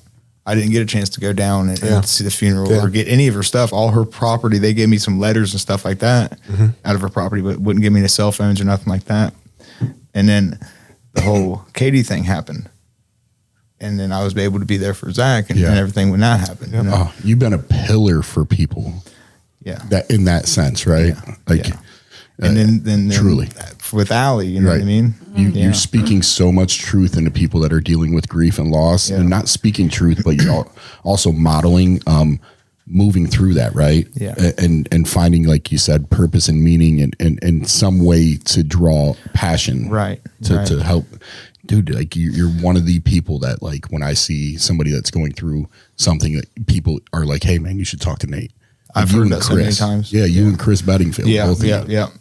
You know, yeah. When I first met Chris, he was at it was in the garage. It was in the garage at the meeting, and he shared that story. And I went up to him. And I'm like, "Really? How did you deal with it?" You know what I mean? Because I had just gotten, I think, into housing. Maybe it was wintertime, so it was cold, and we started talking. And I'm like, "I got the same thing." You know what I mean? Because he was in residential when Bianca passed. Yeah. Very similar, man. And that was brutal. Like, I look at it and, you know, Chris was in his room for 9 months. You know, he worked and he just stayed. He didn't, he had a really hard time, but when he finally did come out, and very similar, Yeah. for him. And dude, I'm so thankful, because those are things that, like, it's like addiction, right? Like somebody that's been through it has, like, a different kind of spiritual license or permission to relate there. Exactly. Like, You know what I mean? So for instance, there was a lot of people that are like, I know what you're going through. No, you don't. Just because you lost somebody that you used to use with, or you lost a parent, which is different. I mean, that's sad, but, like, I lost the love of my life. You know what I mean? Like, I was going to marry this girl. I have a question. Absolutely. So I lost my kid's dad, right? And we were talking about closure. And I'm just thinking, I guess for me, I think closure would be like when I'm able to forgive him. Like, do you have a lot of anger? And have you forgiven that What do you mean? towards her for passing, just for leaving you? Like on his journey alone type thing. So we didn't have any kids together. She had 2 of her own that she left behind. I've like, not really anger, but I feel like I could be in a room full of people and feel really alone. I can be with some girl that I like and feel like I don't have the connection with her, because everybody that I've tried to have, like, any kind of relationship or connection with, I compare. You know what I mean? Yeah. I try to compare, and I've moved past that a little bit, but I guess somewhat, because I'm so used to her. Yeah. She knows me, I knew her, and that comfortability, you know what I mean? Yeah. And it's really hard, like, for me to even open up to anybody anymore. Right. And you guys Definitely were, of the opposite sex, I guess. Sure. you guys were some real Bonnie and Clyde too. You know what I mean? Like that's a Yellow Wolf, you know what I mean? And the whole thing, like you guys were really, like, one of the things, the bonds that you form in the relationships when you're, out there doing things, it's like, man, you really form these strong ties to one another. Yeah. But you and her, like, the stories that I've heard, it's like, man, wow, like you guys were really rolling. Yeah. Like when I caught my case, like my felonies that I'm fighting right now, the guns was in her name for my weapons under disability. Mm-hmm. Yeah. Yeah. Yeah. Yeah. And that's one. It's a good question, Annie. Thanks. You're welcome. Do you have anger towards? Oh yeah. Yeah. Mm-hmm. Is that why you asked it? Yes. So is that how does that affect you? Does that just come in waves? Does that happen? Well, I think like what Nate said, I mean, every part of it comes in waves, because we were just at Love Fest a couple weeks ago, and I heard the female artist on the stage was playing a song, and I started crying, and I felt so stupid in front of this crowd of people. Yeah. But the anger, it comes more powerfully when there's big life events, like my daughter's first day of school, and she was crying on her way to school, and you just don't know what to say to your kid. Yep. Yeah. And that's going to be that way, though. That's going to be that way. You say that. How old's your daughter? 6. She's almost 6. 7. So then she's going to have her first Everything. dance, her first, homecoming, her first whatever. And even more so, like, than just for her, like for me, because like you said, I'm never going to feel I truly believe I'm never going to feel as close to another person as I did with him. Like there's just 6.5 years we were together. I was abandoned by everybody my whole life. And he was the one person I knew, even if we weren't together, he was always going to be there for me. And I don't have that. And then now here's another form of feeling of abandonment, even though it wasn't necessarily he chose to abandon you. It was it's just another form of abandonment. That's tough. We talk about in Bill's story, I think. No, it's not in Bill's story. I don't even know, but our stories disclose in a general way what it used to be like, what happened, and what promises. what it's like now, the promises, and I think. And it's in the promises. And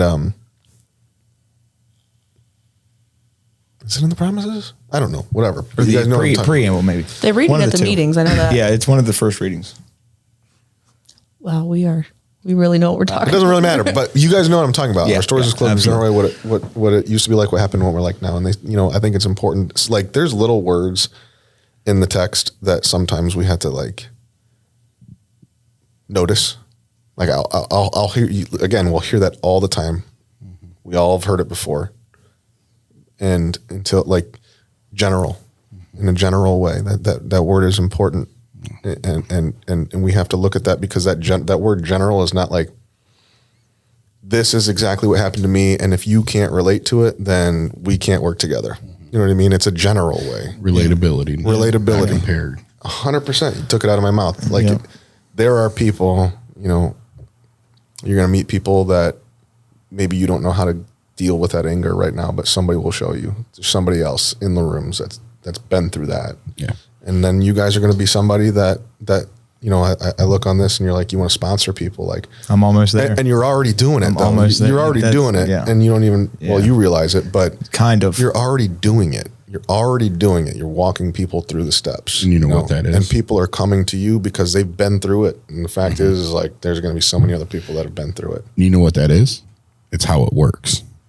And that's where it's at, is in how it works. Yes, you're right. You're right. Second right. paragraph. You're exactly right. But that's how it works. That's how this works. Yeah.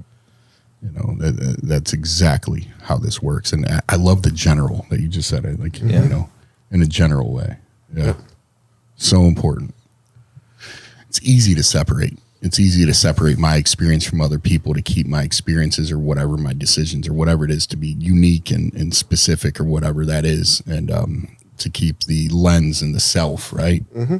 The self, And I think it's so hard too, because like experiences that we have are so personal and they're so like, they're so big and they're altering for us. So they are special, but there's a part of us, I shouldn't say, but there's a part of this process that says that we have to allow our process kind of go. We have to look away from ourselves, outside of ourselves, or inside the paradox, and the selfishness and self-centeredness thing that can be, dude, I took that so personal early on, that like, how can I be selfish right now? Mm-hmm. You know what I mean? Like and like having somebody help me see how I was handling my process was affecting everything around me, as well as like the likelihood of me like not staying sober was like increased, and I just want to hold on to these things. They're really personal.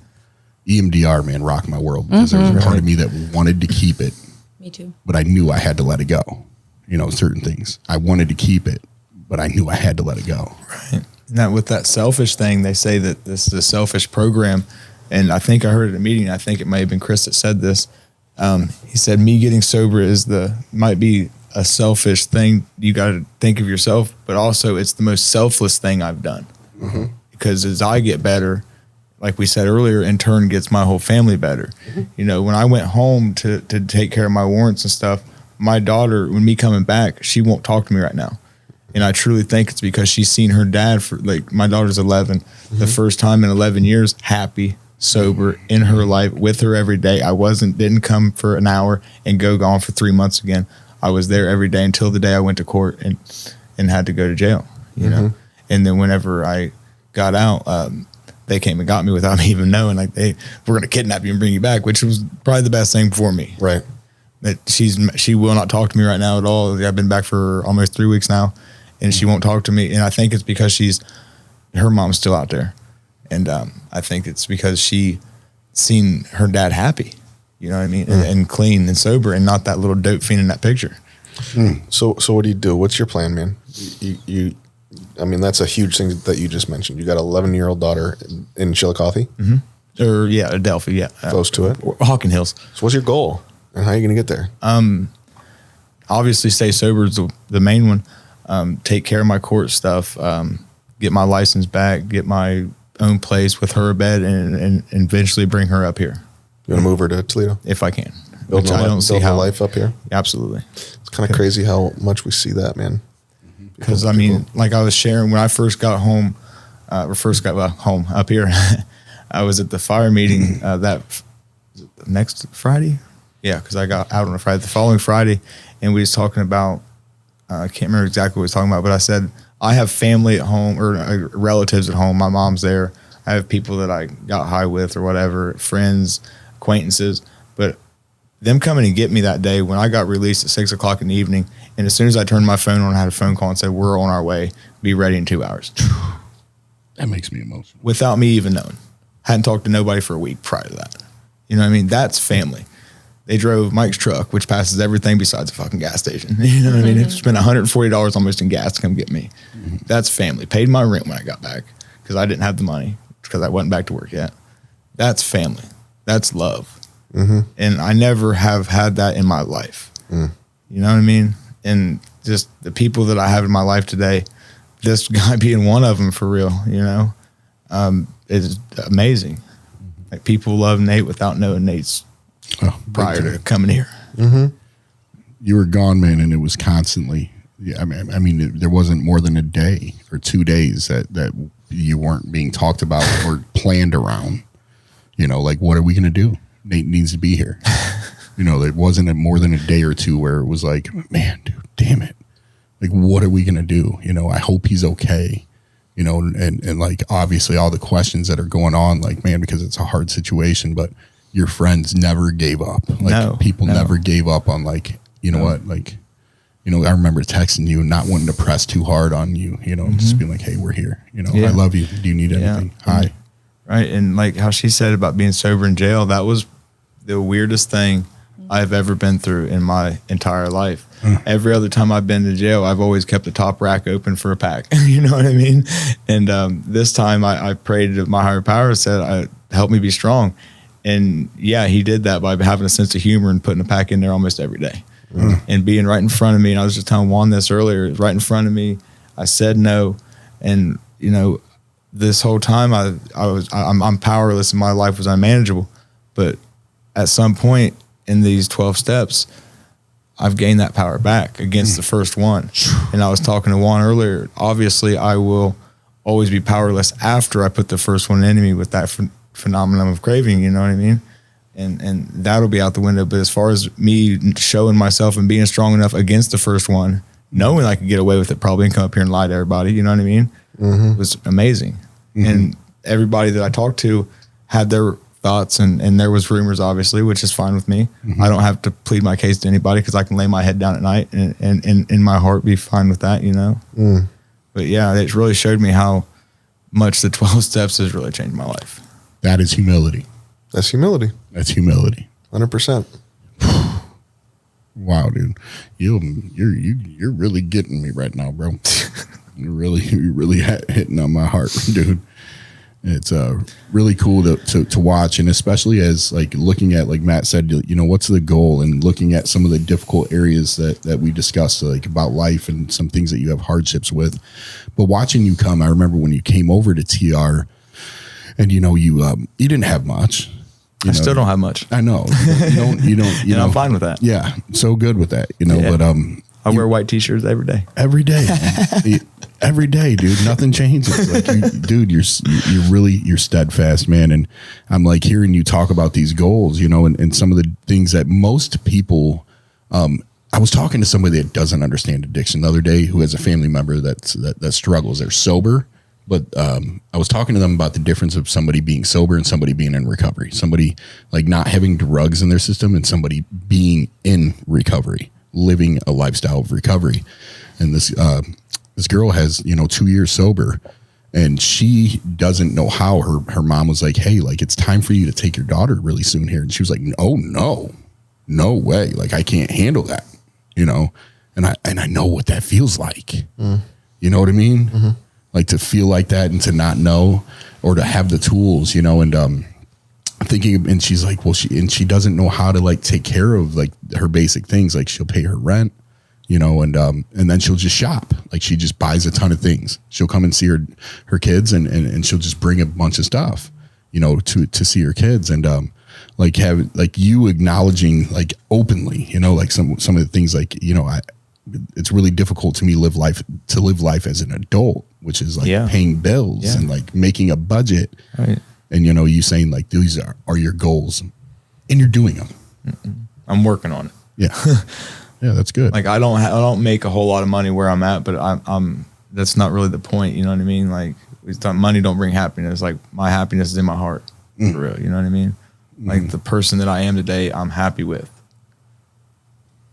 The person that I've became, like, so I owe a lot to my sponsor for working. I was just telling him this last night, because he was telling me about how he's really proud of the person that I've become and the man that I've become. And I don't see it as much. And I think that I can say that for almost everybody that's in recovery. We don't see it as much as other people do. Like, I've seen people that I came in the program with, and I see their growth, and they don't. And I think it's really important to let them know that and keep them driving on that, Nate, I look up to you. I'm inspired by you. I really like hearing you, not just hearing you, but feeling and sensing and watching the things that you're saying, and being able to correlate that to the person that you are tells me where I need to work on myself right now. You know what I mean? Like, I'm serious. I'm dead serious, because I truly do see the marks of humility, and how you're carrying yourself. You walking in humility is exposing where I'm not. And I can see the contentment and hear the conviction in your voice. That's really steadfast. And that's revealing to me, wow. And again, like, the amount of time that somebody has, or what they're doing or whatever it looks like. The truth is, Nate, you're healthier than I am.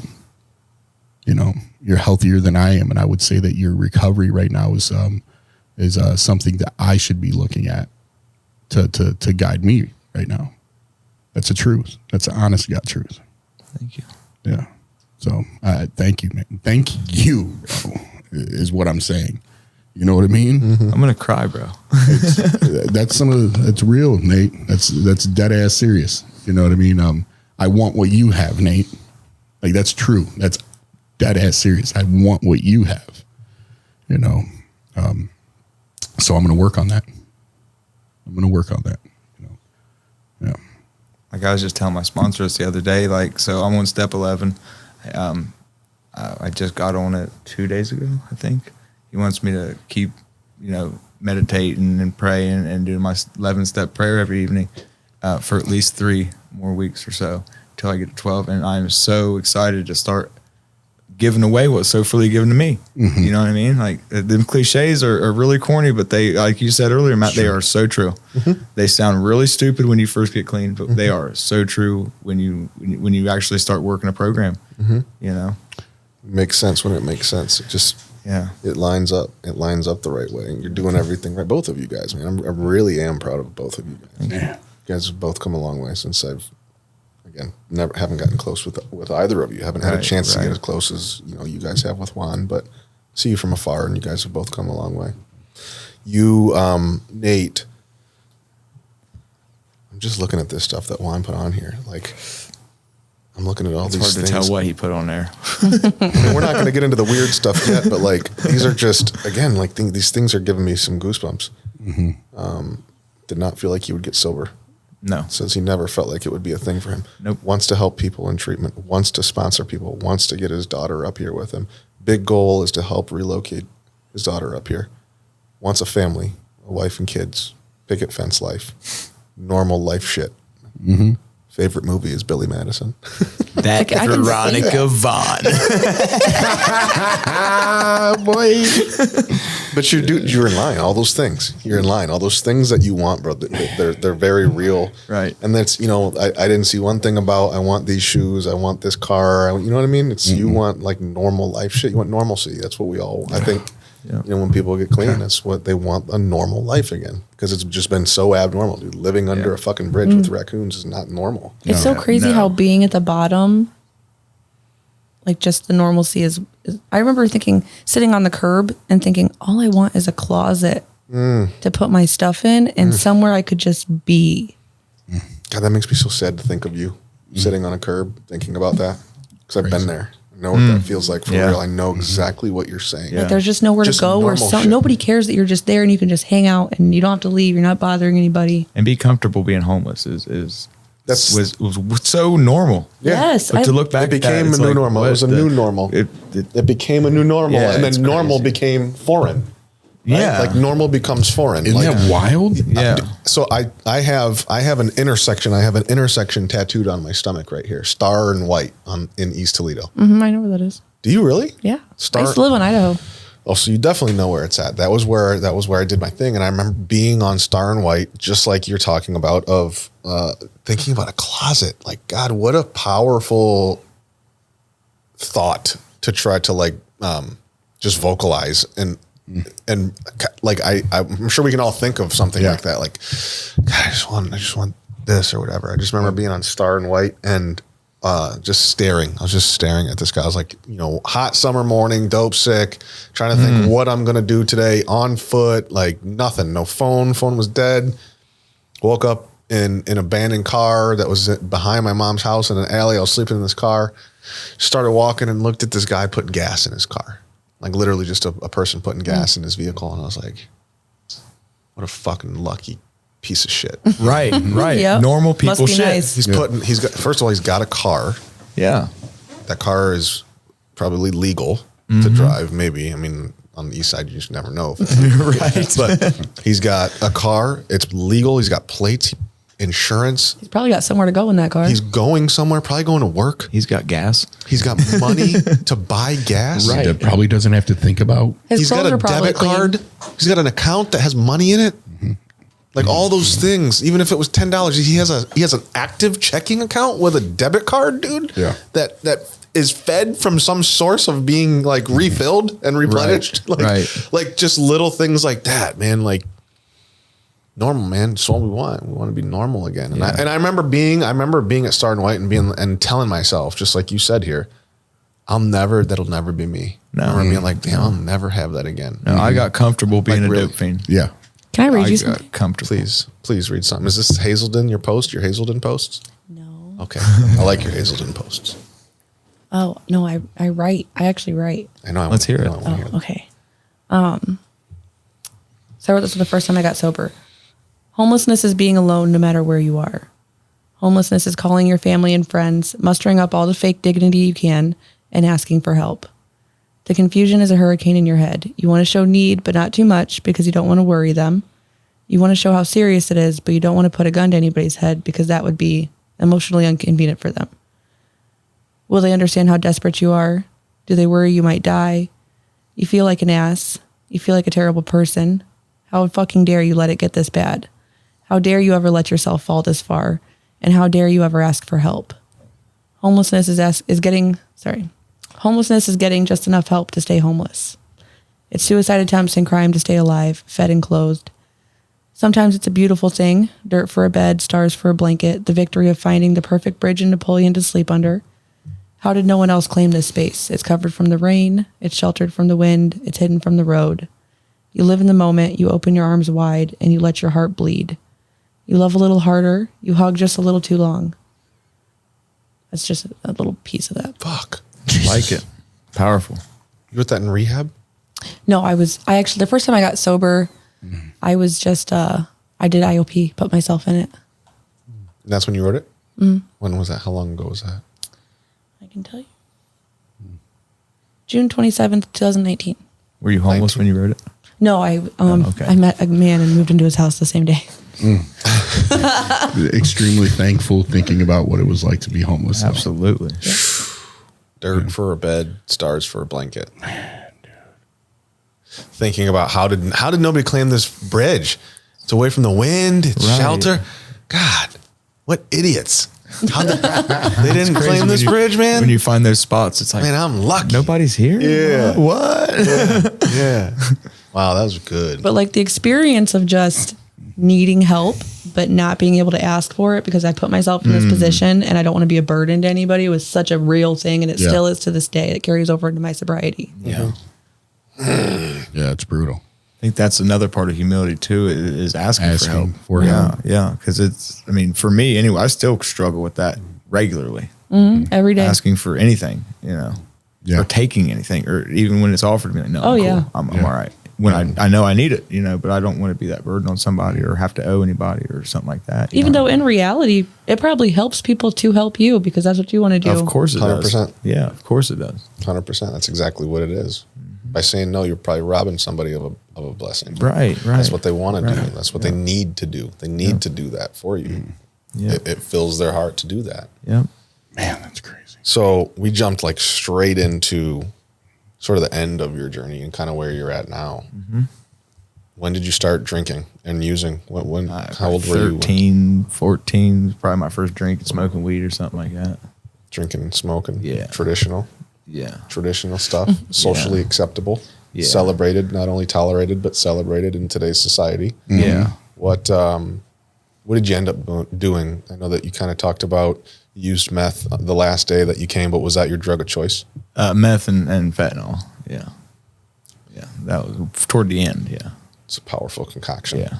I mean, I got on pain pills when I was like out of high school. But prior to that, I mean, I had a problem. Prior to that, my friend's aunt, we always hung out and drank at her house, and like they smoked crack and shit like that. So we was always like, I was doing that when I was maybe 15, 16. And I was telling Juan earlier today when he was doing that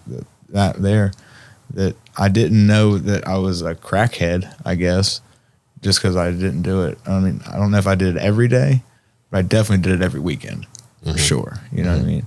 But who's smoking crack at fucking 15? You know what I mean? Not many people. No. Right. It seems like everybody. Yeah, well, nowadays. Yeah, nowadays, like when I was 15, that was like 2002, Man. or 2003. How old are you? You're 34. 34. Yeah, you're young. You're still young. You loved it, though. The first time you got drunk and high, Yeah. fell in love with it, Yeah. loved what it did for you. What did it do? Took me out of myself. You know what I mean? Made me more comfortable around people. You weren't comfortable where you were at? I don't think so.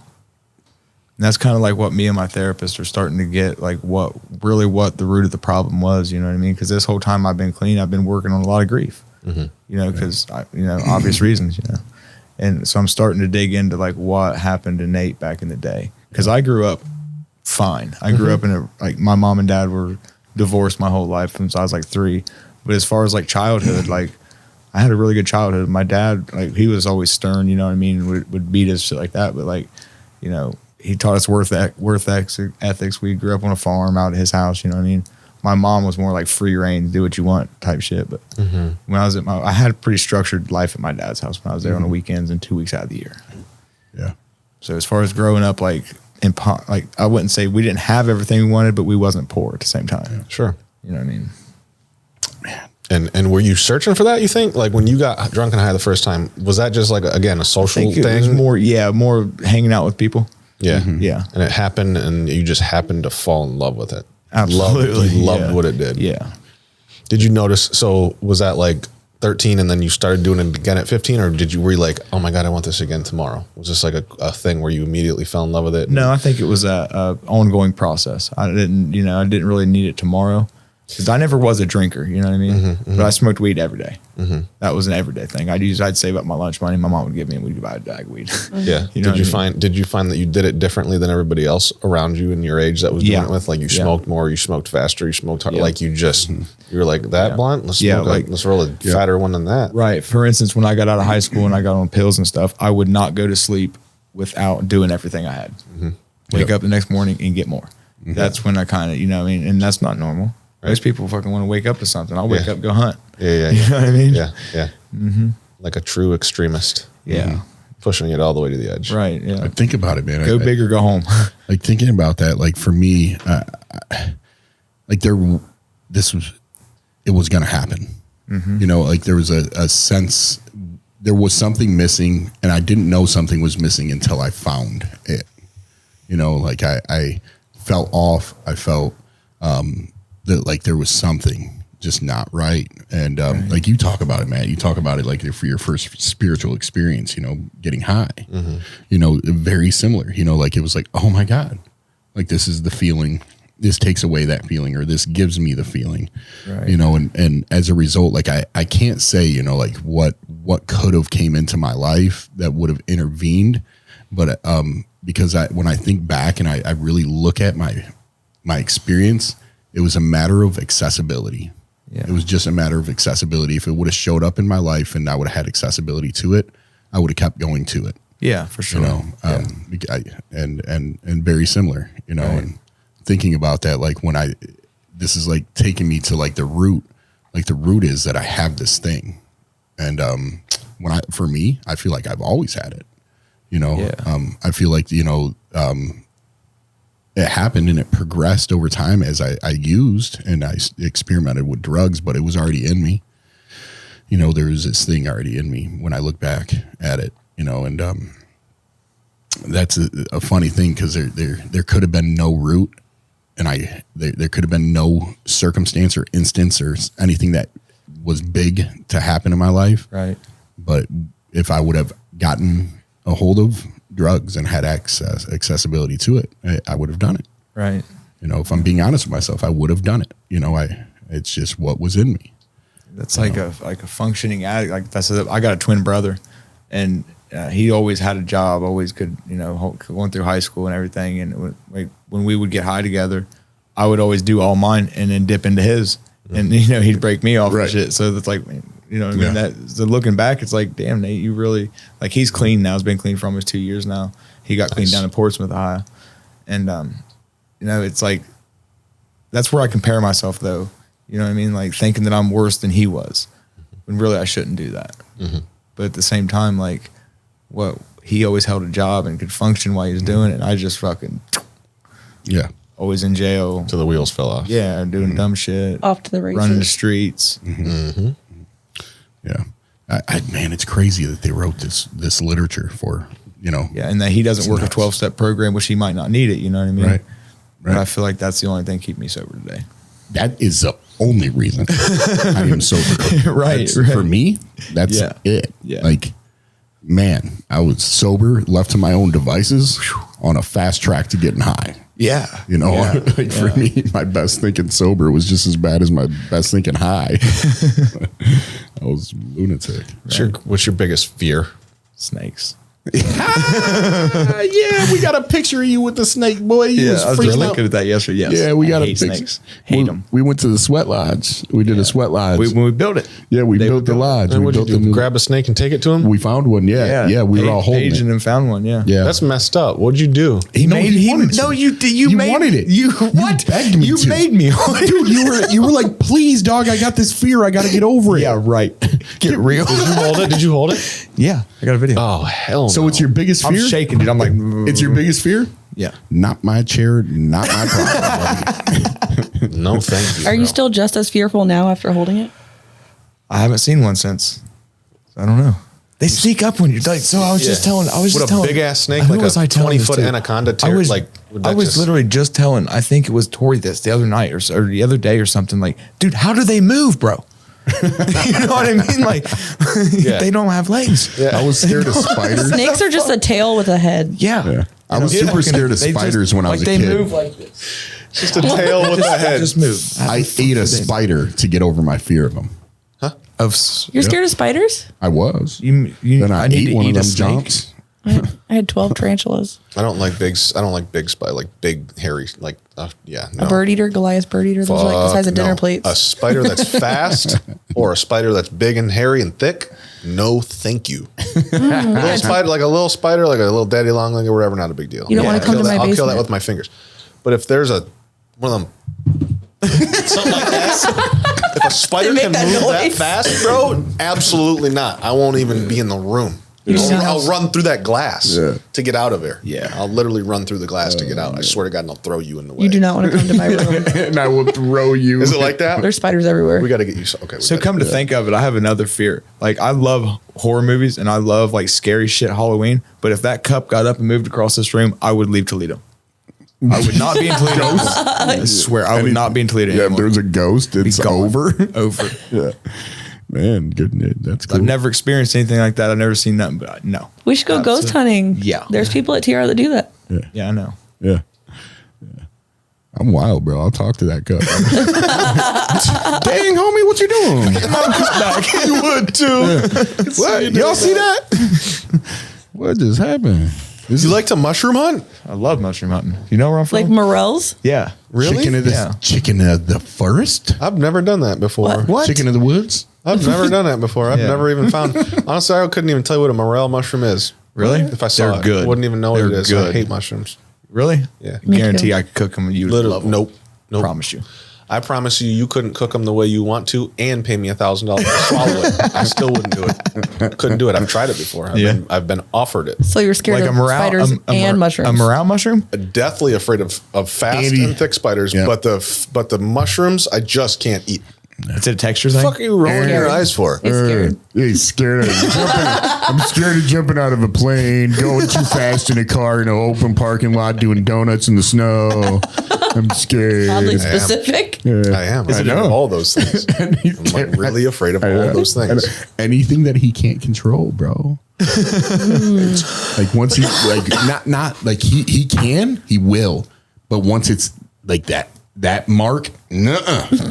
No. Scared It's of the not about passenger that. seat. It's not about me needing to control Right. anything. Yeah, you're right. It's about I've been in a literal tornado, and when you are against a force of something that is so great that you're just Yeah. like, okay, please don't kill me. You know, that is a very scary thing. So to go fast in a car that starts to go out of control, and you're like, all right, please don't slide into that telephone pole, and you know, like it's just okay. I can't. There's nothing I can do at this point. You were in Nothing. a tornado, In a tornado. like Wizard of Oz. No, like I didn't go into the tornado, but the tornado demolished a house that I was in. Oh, that's scary. Wow. Demolished it. There was like In Ohio? right outside of Toledo, yes, No shit. in Millbury. Wow. So in 2000, was it 10 or 11? Oh no, there was an F4 tornado that came from Dundee, Michigan, all the way down to Millbury. That's a cannonball into a tornado. You won't, bro. I'm telling you, that shit is not. I've been in hurricanes. That is not. That is a four. Like it is not know me. until you're in it, dude. It's literally trauma. I'm traumatized. I've been in hurricanes by and it. watched cats because my parents would like for sit it. in the garage and play cards while the hurricane was going on, and we would watch cats just like flying down the road. Yeah, that's like you saw, Like the cows on Twister. Yeah, Yeah, but it's like scarier than that. I like that. it's so loud and violent and I just bet. scary. It's just scary. It's really scary when it gets quiet all of a sudden. Ain't that like the middle? As long as it's not a shark and fire, Or a dolphin? I'm cool. Sharks too, man. Fuck that. Yeah, that's it. That's the Another biggest thing. fear. There's another Biggest thing. fear. A big ass great white. No, They don't even want humans. no way. Have you seen Jaws? Get real. Yeah, it's a movie. Yeah, right. Duh. They eat some humans in Jaws. Yeah, right. No way. Dude, what do you mean? Does that scare you? Dude. Does that scare you, Jaws? Dude. Great white shark? When we went to Florida and we ended up on the nudist beach, remember? No. Oh, yeah. Me neither. And me and Jordan swam in the not nudist beach area. Yeah. And I got out there. You don't remember me me and Jordan freaking out? I had a panic attack. I was crying in the water trying to get don't back. remember Did that. you see a shark? No. But there was one in just thought- there. Yeah, he was in It that was water there. somewhere.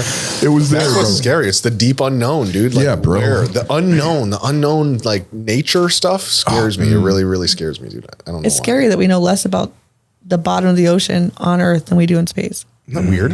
It is weird. How the hell do you get down there? So much, man. Very carefully. Why is it so much cooler to go to space though? You know, like everybody's going to space and these rocket ships and going out of the atmosphere and You know why? oh my We're looking for something outside of ourselves. Because they know that there's some things already here down there. that are from there. They know what's going on in the ocean. Yeah. It's going down. We're There's some looking for things. more than us. Yeah, bro. There's some things already here, bro, that they're just Like like the new yo. Joe Rogan right here. Yeah, man. There's something going on down there, bro. There's something going on down there. You know? What if there's another you out there? Oh, they're 1,000%. Have you ever heard of the egg theory? 1,000%. The egg theory? You ever heard of that? Yeah, you throw them at Rich Goble after he loses a bet. No, I haven't. Amazing. It's about all these parallel universes, and they all intersect somewhere. I don't know exactly how it goes, but there's another you in every universe, Yeah, Imagine that. I believe it. Wonder what they're doing right and now. that you meet yourself. Oh no, this is what it What if is. they're, Are they what on if a they're doing podcast? exactly what we're doing? Yeah. Talking about It's reincarnation, but I am every single person in this room because you don't reincarnate after you die. You can reincarnate anytime in time, period. So literally you are me having another experience right now in another life. Yeah. And so are you, and so are you. That checks That's the egg out. theory. I'm full. I'm Because for what it. comes first, chicken or the egg? Because at the end, you're supposed to be God, but then which came first? Yeah, that checks out for me. That's viable. Also, I'm gestalt lost. is the thing I was talking I'm about you. earlier. You're actually me. So you're lost. oh. It's fine. Gestalt. What if I was a spider? Ooh. I'd eat you. I already told you that. You are a spider. If the egg theory is true, you are a spider right now, at the same time as you are you, and you are also Juan, and you are also Nate, and you are also That me. means I'm a snake and you're holding me because you're me, Juan. All of this is me. Yeah, we are all one. We're the same. Yeah. Just in different good. And you're Eggs. scared parts to of our death. journey. Whoa. So do we all have one nipple pierced then? No. Yeah, because we're all Nate. Have had. Because Nate. And Oh, you don't have it right now? No. You still have the hole? Did it heal up? Yeah, no, it's definitely gone. I was pierced like.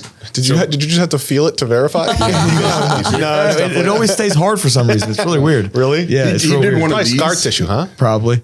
But we was at a tattoo party one time, and my brother and my friend Chuck dared me to do it. They paid for it to get done, and I was really drunk, and I got it done. And like 2 days later or a day later, I went to jail, and they made me take it out. Yeah. You only had one. That's Only how I had ended one. up with one Dude, too. have you had your nipples pierced? No. Why would I awful. do that? Who It's would the worst experience of my life.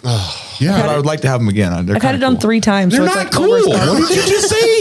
It's not cool. It Sounds hurts. terrible. That sounds. It It hurts. just sounds terrible. Let me ram this rod through my nipple and put a hoop in it. It's cool. It's not cool, dude. You gotta ram take them this out of rod. airports and shit. You know what I mean? No. You can't get an EKG or an MRI.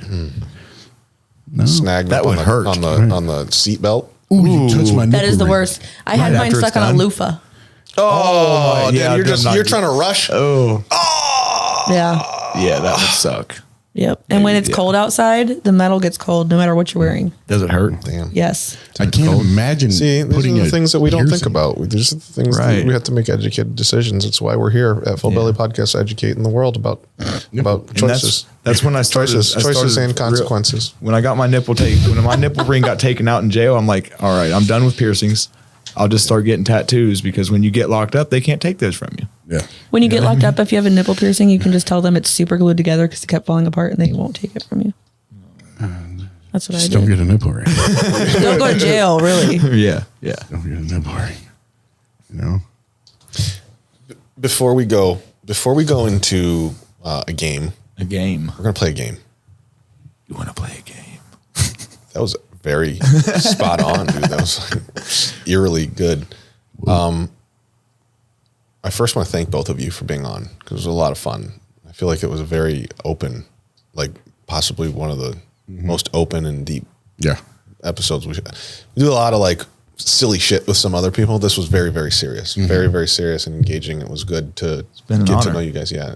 Thank you. Seriously. Thank you guys. Thank you.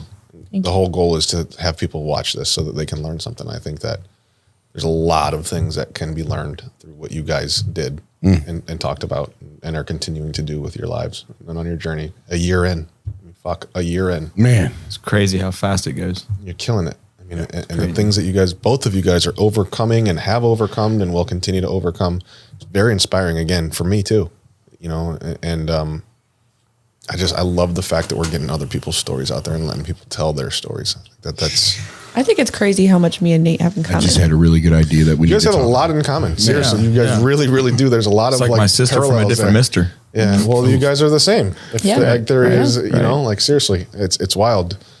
It's really, really wild. Is there anything that you guys would like to say before I ask you one last question? I just want to say thank you for the opportunity to share my experience, strength, and hope. You know what I mean? For real. Absolutely. It's been an honor. Absolutely. It has. I've been waiting on this for months. I know. Love it, dude. Yeah, for sure. I just want anybody that watches this to know that you're not hopeless. Absolutely. Because I always felt hopeless, like a lost cause. And I think that if I can do anything more with my life, it's to help people not feel like that again. You just answered my question. That was going to be my last question for you guys. Someone's watching, feeling hopeless. What can you say with humility? What's something that you can share with somebody about humility? And you just said it. Yeah. So you already answered my question, but what would you say? Say it again. How someone's struggling out there. I don't care if it's a mom, dad, that's their kid is struggling, because this humility is not just for people in recovery. Right.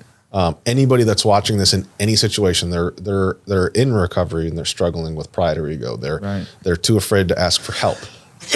What's just a general blurb for somebody to just, like, if you had one chance to get through someone's head where they're going to take this advice and use it for good relating to humility?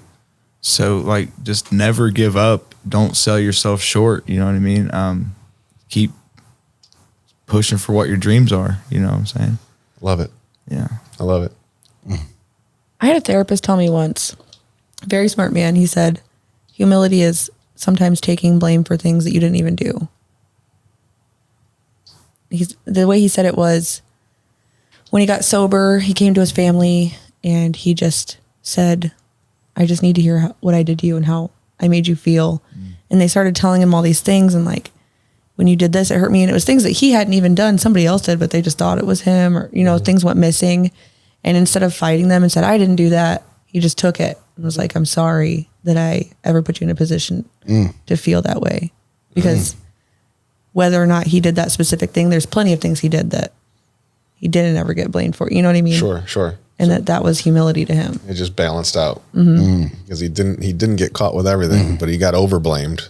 So it's just like, all right, I'll take it. Right. It's probably still less than what the real truth is. Man. Right. That's good. I like that. Do you got anything About humility? that you want to say to Annie and to Nate? And Oh man, I mean, of course. I mean, to you guys, I just want to say I appreciate you, and again, this you guys, this solidifies, the fact that, if you want to get to the top in this community, you got to stay at the bottom. To be at the top, you got to stay at the bottom. I love that. You guys are at the top of your game because you guys are walking so clean, and your desire to just live. And I thank you for that. I think the misnomer or the the perception a lot of times can move up, and the truth is I've never felt more alive, grateful, and rooted than when I was down. Keeping my head down, keeping my feet down. And, you guys are doing that. And I thank you. I truly mean it. When I say that you guys are examples for me to stay where I need to be, because you guys are pursuing these things with a very open, brave, courageous heart. So thank you, thank you guys. Thank you. Yeah. Seriously, thank you. do you want to play a game? Yeah, always. Do you guys want to play a game? You know I do. We're going to play a game. Yeah. We're going to play a game. We're going to play a game of categories. We're going to play categories. Best of 3. Okay. We're going to let the guests choose the category first. And best of 3, we are going to go for a challenge that includes the losers having to eat something really spicy. Yeah. Yeah. That was good. So What do we want to do? Do we want to do like the hottest pepper in the world? Try to order some shit like that? Yeah. Do we want to do the hot chips? The hottest pepper in the world. Hottest pepper in the world? Yep. Yeah. Okay. What's the hottest? Is it the ghost pepper? For the fire meeting. Oh my God. Fire. I'm really not pepper feeling for good the about fire. that. I love it. Juan, do you want to come over here?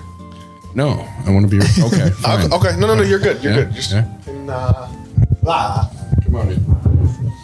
Am I on camera with Juan? Gotta come further? Oh, you know what? You gotta slide down, doggy. Okay, I'm coming in the down. I gotta go down there. You gotta come over. Okay. I gotta come over there. Okay. Why are you squeaking? He's cranking that thing. Is that a dolphin? Really good. I told you. Hold on. Before we go, That's one big dolphin fact, one. All right. Well, dolphins, male dolphins are two truths and a lie. Oh, I already know the answer. Yeah. Okay. Okay. Dolphins will separate you from the shoreline to rape you. True. One. Number two, dolphins will male dolphins will partner up together for 15 years as wingmen. True. And the same two dolphins that partner up as wingmen for one another are also into each other. True. Which one's true? Which one's a lie? I feel None like of all us. of them are true. The third one, dude. You can't tell the two lions.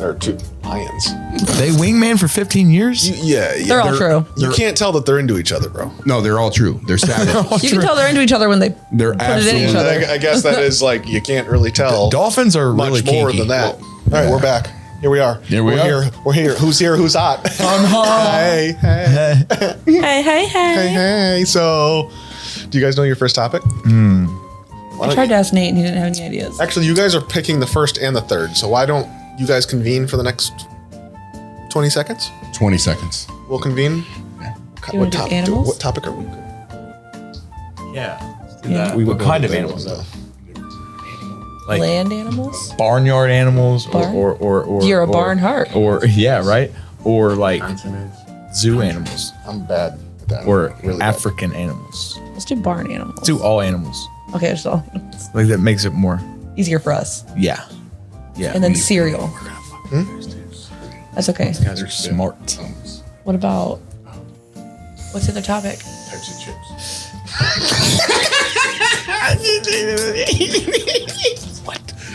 Wait, he said types of chips. Chips of chips? Pringles. What about what's something they wouldn't know about? Well, I mean, Juan wouldn't know about cell phones.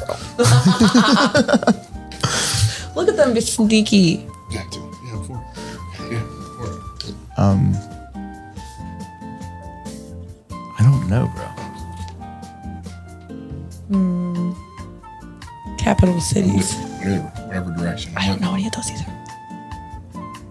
Famous. I'm with that. Might have to cut some of this out too, Josh. We're taking a long time. You guys ready? That's all you got. Get real. We'll just wing it. All right. What was the first thing we said? Animals. Yeah. Do big cities. Big cities. Okay. What the fuck defines? I was just gonna A say what big defines city. a big city. Yeah. Yeah. What do you mean? They're over here playing chess. Yeah. They're over here making moves. What defines a big city? Well, I just asked you that. Is this a Nate. big city? This is technically a city. Considered to Not be compared to Hong Kong. in America. American U.S. Well cities. known, US known. Big to Just you US might be big cities. different Right. than big that to don't me. work. We'll just do U.S. It absolutely is. U.S. cities. Yeah. Any U.S. city? Okay. Any U.S. Any? city? Oh, you Any guys are gonna have to look these up. We can just make anything up. Got you, bro. I got you. Just hold it. You got it. You got it. We got this. We got Words that start with Z. There we go. this. Whatever. He's so confident over here. What do you want to do? You name it, Andy. Go ahead. You guys are going first. We just said animals. Animals. Right? And what are we betting on? The chip, right? The chip. No, No, we're the doing pepper. the ghost Pepper. pepper. The hot Okay. pepper. All right. So what are you guys doing? What you want to do? If we hold on, Animals. if we win all three, you have to also get your armpits waxed. If you win all three, Up to Annie. so we'll not only eat the pepper, but we'll do the And if waxing. you guys win all three, I'll At the do same it. time, you got to Oh, eat that's the a me pepper. and that's I'll a me take- and Juan thing. And I'll take your armpit waxing from you for $200. You got to deal. eat the This is pepper just and a then get gentleman's your bet. arms waxed while you eat. This is a While me and we're Juan eating it? gentleman's Oh bet. my God, can you imagine that? Eating a pepper and getting waxed? Oh! Yeah. Okay, all right, let's do it. Animals, you said? Yep. Let me fix the mic. How many? Humility. 5. I was going to say that. 6. 7. We got 10. They got 10, dude. We got to go more. They got 10. 12. We've been stuck on 13 for our practice round. 14. They got 14, dude. They have 14. Do we have 15? I have 15. Okay, 15. Dude, this is one every. I 1000% can name 15 animals, dog. All right. 6, 17? 17. 1,000,000%. 1,000,000% I can name 18 animals. Bullshit. How long do we got? 30 seconds, seconds. bro. 30 seconds? You 30 better hurry. Matt is sweating. That's a Who's lot. count- who's Did counting? we say 18? 18. 17. I need a pen. So Oh, wait, we'll do this. We don't have So enough you- hands. Yeah, we got hands. will you guys count as we're going? Yo, Yep. can I just spit, dog? Because Nope. I'm going to Back kill and you. forth. Back and forth, Back and Daddy-o. forth. You got to pay attention to him so Can they you don't turn the repeat. music off? I need to fucking focus. 18. All right. How long? 8. You got 30 30 seconds. seconds. 18. You ready to go first? Yeah. You're first. Yep. Ready? Yep. 1. Wait. 2. 3. Monkey, Dog. chipmunk, Cat. squirrel, Rabbit. frog, Fish. snake, Bear. donkey, Armadillo. aardvark, Raccoon. possum, Deer. starfish, Horse. dolphin, Dang it. Cow. shark. That's it. We got it? Yeah. Come on! Come on, boy! I told you we And we just hit 30 seconds. We got that in we had that with 10 seconds to go. It was not. What the hell is what'd you an aardvark? Aardvark What the is hell is an an anteater. aardvark? Bro. Is that a real thing, Juan? Yes, Yeah, yes, bro. it is. He doesn't make that up. We should have play been with my more kid, bro. specific with our He's animals. legitimately nervous. I can see it on your face. Oh my God. Yeah. Hey, Josh, give me a thumbs up because we killed that, please. Thanks. All right. You want to go with the original one? Dude, yeah, I'm ready to run, bro. He's so competitive. He looked at me bad. 1,000,000%. Ask me.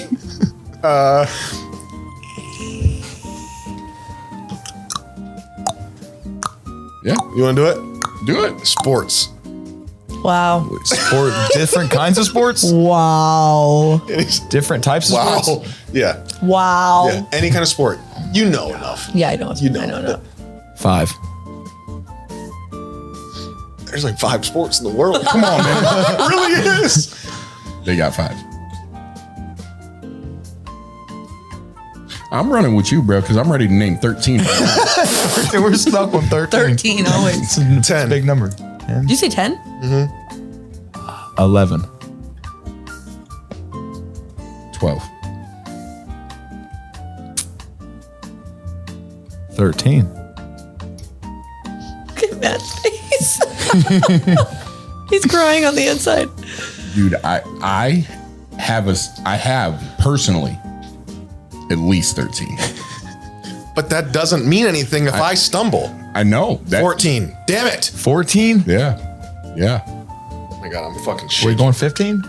We better. We're going 15. Bullshit. All right. Thank you. Okay. Thank you for I saying would have that. had 20, dog. I did that. What happens if we get all 3? Then we have to do I this. gotta shave. I gotta. Shave, okay. I gotta All right. wax. You got to the- do something. The pits. We'll figure you out soon. Yeah, good luck figuring me out. I still haven't figured it out. So these are any sports. Any sport. Any sports. Like literally, like it doesn't have to be a professional sport. That's any what I mean. sport. Any sport. That's what Any I mean. sport. Think of the Olympics. I don't know. All right, put 20 Wow, seconds on that's a the- great way to think of it. Yeah. 20 seconds. What do you mean? 20 seconds? He said, all right, put 20 seconds on the clock. All right. You guys ready to go? Yep. You need to stop. We got Do you- 15? Did they say 15? Yeah. You got 2 hands, somebody got 1 hand. Come on. Yep. Get your hands ready. Ready? Yep. 1.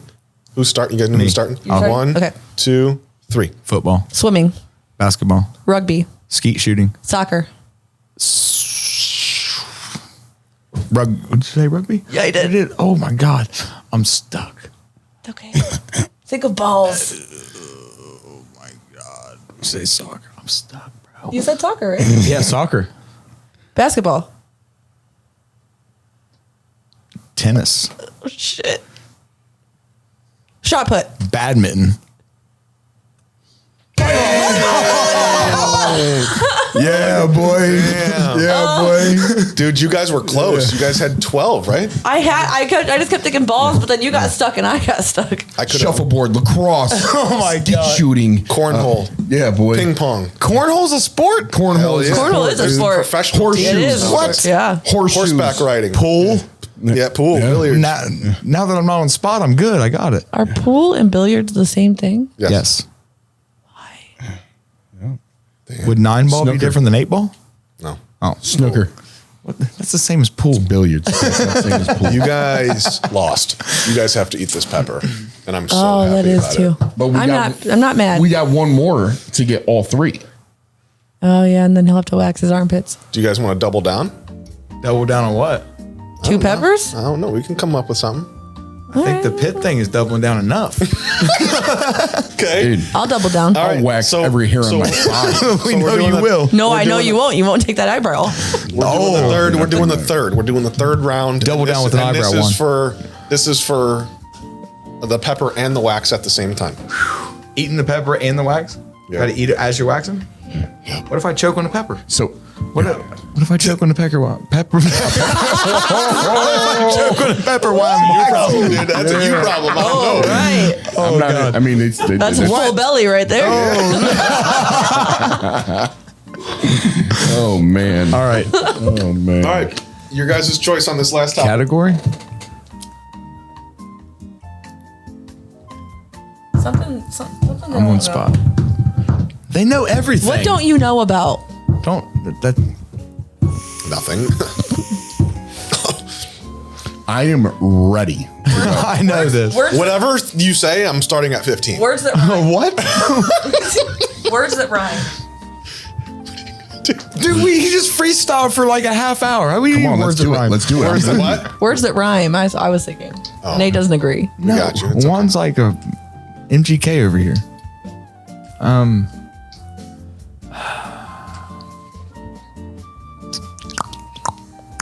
Game shows? Yeah, sure. Matt doesn't watch TV. I don't watch TV. All right. Didn't somebody say chip brands earlier? Yeah, they said that, so they know about it. Oh, he's winking at me. I don't trust Juan. I'm ready, dog. I feel tapped in. Why don't you guys choose it? Why don't Josh choose it?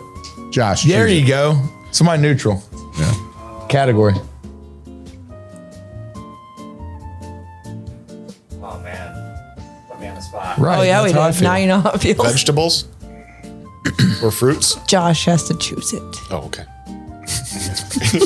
Yes, ma'am. I'm so sorry. Yes, ma'am. Toy Story toys. What? Toy Stories? Toys? I like that. What's that even mean? Or the names of them. Toy Story characters. Yep. Toy Story characters. What? Couldn't tell you one. Buzz. Well- That's all I got. Well, that's one. That's half the battle. I'm done, dude. Disney characters. Okay. God, dude. Okay. Are we doing that? All right. Yep. The man behind the curtain has spoken. How many you got? I didn't feel. I felt good. I'm confident. 5, 4. Got 4. Disney characters? Disney, just in on it. general, any You're Disney good. I'm character. good. We can go. But what if we say one that's like not Disney? It's like Warner Brothers. I can do like You think they're gonna call you on maybe that? 50. No. I can't. Hey. I can't. 50? You got 30 seconds, dude. I can do it. I don't know. Say the number and I'll roll with you, bro. 3. Because you're 3? carrying. 7. 7. Do you want to push it? You want to push it or you want to call bullshit? 9. Dude, they got 7. 7's easy. Yeah. All right, 9. 9. I got 9. Call it. 11.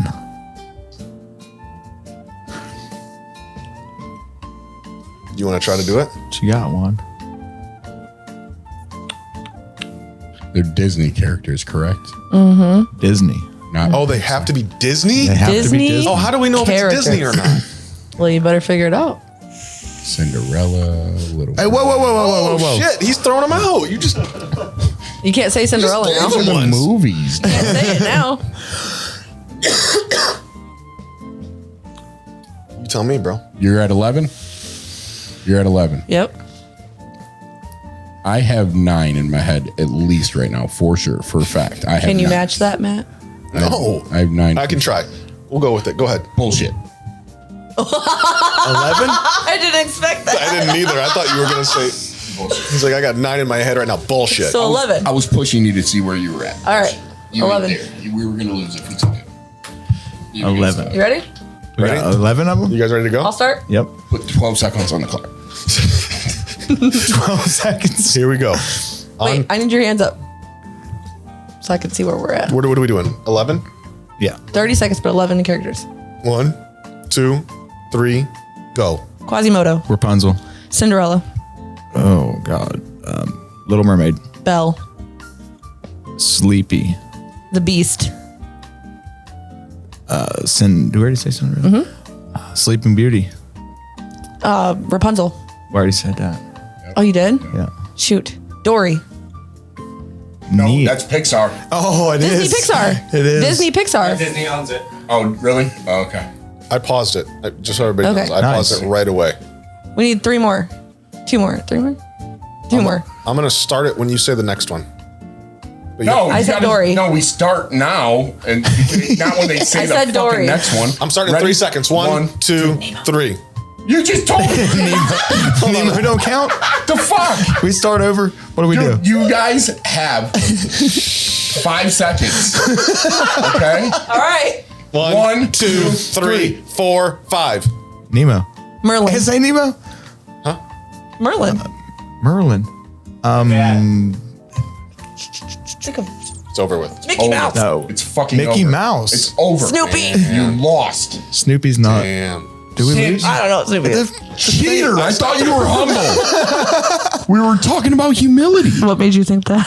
Well, I thought that was going to be easy Snow too. White? Is Snow White She a is. Disney movie? Yes. That's why I said sleep. I couldn't remember the rest of the Seven seven Dwarfs. dwarves. That's why I just- Jasmine. That You could've said been one. I Seven thought dwarfs. I had 7, but the only one I can remember was Jasmine, Sleepy. Ariel. I think we should do it What's again. the witch? The witch? Maleficent. That's one too. What's the witch in Angelina Jolie. the what's the movie that you just said? Which one? Snow White. No, the Ariel. What's the witch? Oh, Ursula. Oh, Ursula. You could have technically named Marvel, Woody, Marvel Buzz. characters too, like Avengers and stuff. Andy. Because Disney owns them. I didn't think Disney owns the world now. Yeah, Juan Disney. messed it up by saying Pixar wasn't part of Disney. That's what I'm sticking by. You guys lost. You were gonna lose. I don't think so. I don't feel No, like Nate I don't think so. I think the that's a ball. redo. You called Nemo out in the middle of this. I whispered it. Thank you very it much. wasn't a whisper. It was a very loud bark. Nemo. A loud bark. You were over here. Nemo. I do not sound like that. Just like your burp. That's how you sounded. oh my God, I just realized That's something. it, dude. Are we done? Is that it? Like That's it. is I'm there gonna any look like sort a of girl. redemption? 'Cause you're right. You know what's happening right now? Do you guys want to know what is happening right now? What? What is happening? Matt is looking for redemption. You know what redemption means? No. A way to sneak fuck me into losing something. That's what's happening. No. So how do we screw on? No. I'm trying to figure out a way to not hurt them. I feel like that's. I'm okay with the pepper. Are you? Yeah. What about you? And I'm not getting waxed. So. I don't care. Nate, you got to get waxed. I mean, you can wax me, but it ain't gonna do nothing. I love this for you. A bet is a bet. Honestly, I can oh go my wax on and get God. waxed. It's still gonna hurt. But it This won't is gonna be suck, that bad. bro. Are we waxing you? You know what, Nate? I'll wax my pits with you. I'll wax my pits with you as a stand in solidarity. Who's pulling me? You just said Matt was trying to fuck you, and then you find yourself. No, It was Matt's fault. I'm the victim over here. because he would have found something like Even worse. worse. How does it get worse? He would have made me wear Can I like shake? low-rise Can I jeans. trim them That's first? worse. Matt would have made me wear like low want rise to. jeans with a thong right You don't on want my to. head. That's No. worse for You you. don't want to trim. Yeah, the that's more awful. hair that's there, the more the wax can grip onto. Do we have a Meaning- waxer? I have a waxer. I have 2 wax pots at home. I have one too. Armpits, nipples, armpits and nipples. What? You're not. I already touching my nipples are already bare. my nipples hurt. Yeah. feet. I don't look like a gorilla. I'm not a silverback one. Okay, never mind. I can't. I'm not doing any of this anymore. You lost. It's yours. Sorry. I love you. You wait. You can't. Don't take backsies. I can take you anything, Becky. Well, if you're not doing it, then you're pulling. Yeah, I'll rip that right off. You're Johnny. gonna have Matt on one side and Juan Yeah. on the other. Oh, okay. Juan on one side, me on the other side, and you sticking the pepper in his mouth. When's this going down? Oh yeah, you got to eat. I gotta eat the pepper too. Yeah. We're gonna eat the pepper, and then while we're hurting, Yeah. No, rip it off, and then. So we're gonna stuff the chip in while he's chewing the chip. Then we rip I thought it it was off. a pepper. it's a pepper. All right, pepper. Fine. We're gonna put the pepper in. You're gonna chew the pepper while we're, and then you're gonna do the commercial. Do we have for to eat fire the meeting. entire pepper? And then you're gonna Or is it do a the bite? commercial. It's the entire pepper. Yeah. And we have to. Yeah. I feel like the chip would be hot. It's More about the effective. Friday night fire, so we have to make it hot. Yeah. We should be blowing you with one of those like We should what? with one of those Kerosene heater. Like a salamander. like a salamander heater, dude. Yeah. Just blasting you with heat. Yo, we should light his head on fire. just like a hair dryer. Just a hair dryer on full high heat on your You know, forehead. tiki torches around us on fire. Yeah, just so much heat, dude. His head's on fire and he's promoting the fire meeting. And then a surprise snake. This is gonna be doing a terrible. nice calm pitch about it. He's burning. Just fucking burning. Can we do it in front of a green screen so there's a house burning It's like, I behind can't us? tell you how great recovery is. And he's just on fire. It doesn't hurt at all. Oh my God, that'd be so good. Guys, I had fun tonight. Thank you. I did too. We've never made it this late. It's I'll be back. literally 10 after 1 8. It's 1:10 right now. It's We 1. started at what, 8? Did we normally try to at least get up here at 8? Yeah, we got up here at 8 and everything was crazy. We didn't get started till after 9. It was like 9:03. Well, I mean, somebody had the juice. Technically, we've been on air Milky for Mom. 2 hours and 40 minutes. 2 hours Nice. and 40 minutes. Yeah. You might not be able to upload this one to YouTube. This one might be. Well, it gets like edited and stuff, right? It takes Yeah, a I'll couple probably weeks. crunch it It's going down. to have to be a little bit. 2-part. Yeah. It's not a bad idea. It's a twofer. I want the video of the mic going in Juan's mouth. We got a lot of good clips. We got a lot of really good clips today. You want to close us out? Huh? No, not really. Okay. Not really. Well, you guys, I mean, Yeah, boy. my brain's not working. Yeah. I'm tired. All right, man. I'll take us there. Well, dude, we just want to say thank you to everybody out there. And we appreciate you guys tuning in. Thank you, Anita. Thank you, Nate. I love you, brother. I'm always so blessed and so happy to be here and to be doing this. We hope that we're able to help somebody relate to an experience that might help you guys out, feel more comfortable in your situation, a family member out there that can find some hope in their kid possibly getting sober, hopefully getting sober. And for anybody out there still struggling, we're hoping that you come home, that you find your way to us, for us to love you, support you, and help walk with you while you find humility, and you do the same with us. As you guys continue to tune in, please subscribe to our YouTube channel, Team Recovery, correct? Yep. Team Recovery on YouTube. Yep. And our Facebook, Team Recovery on Facebook, and our Instagram as well. IG. IG. Yeah. And if you guys need anything at all, if you guys are looking for any kind of help for a loved one, or if you are somebody that's in addiction or struggling with addiction, please give us a call at 844-561-5433. 861-5433. We'd love to hear from you, man. Yeah. So good. Have a good night. Thank you, guys. Peace out, man. Thank you. Love you guys.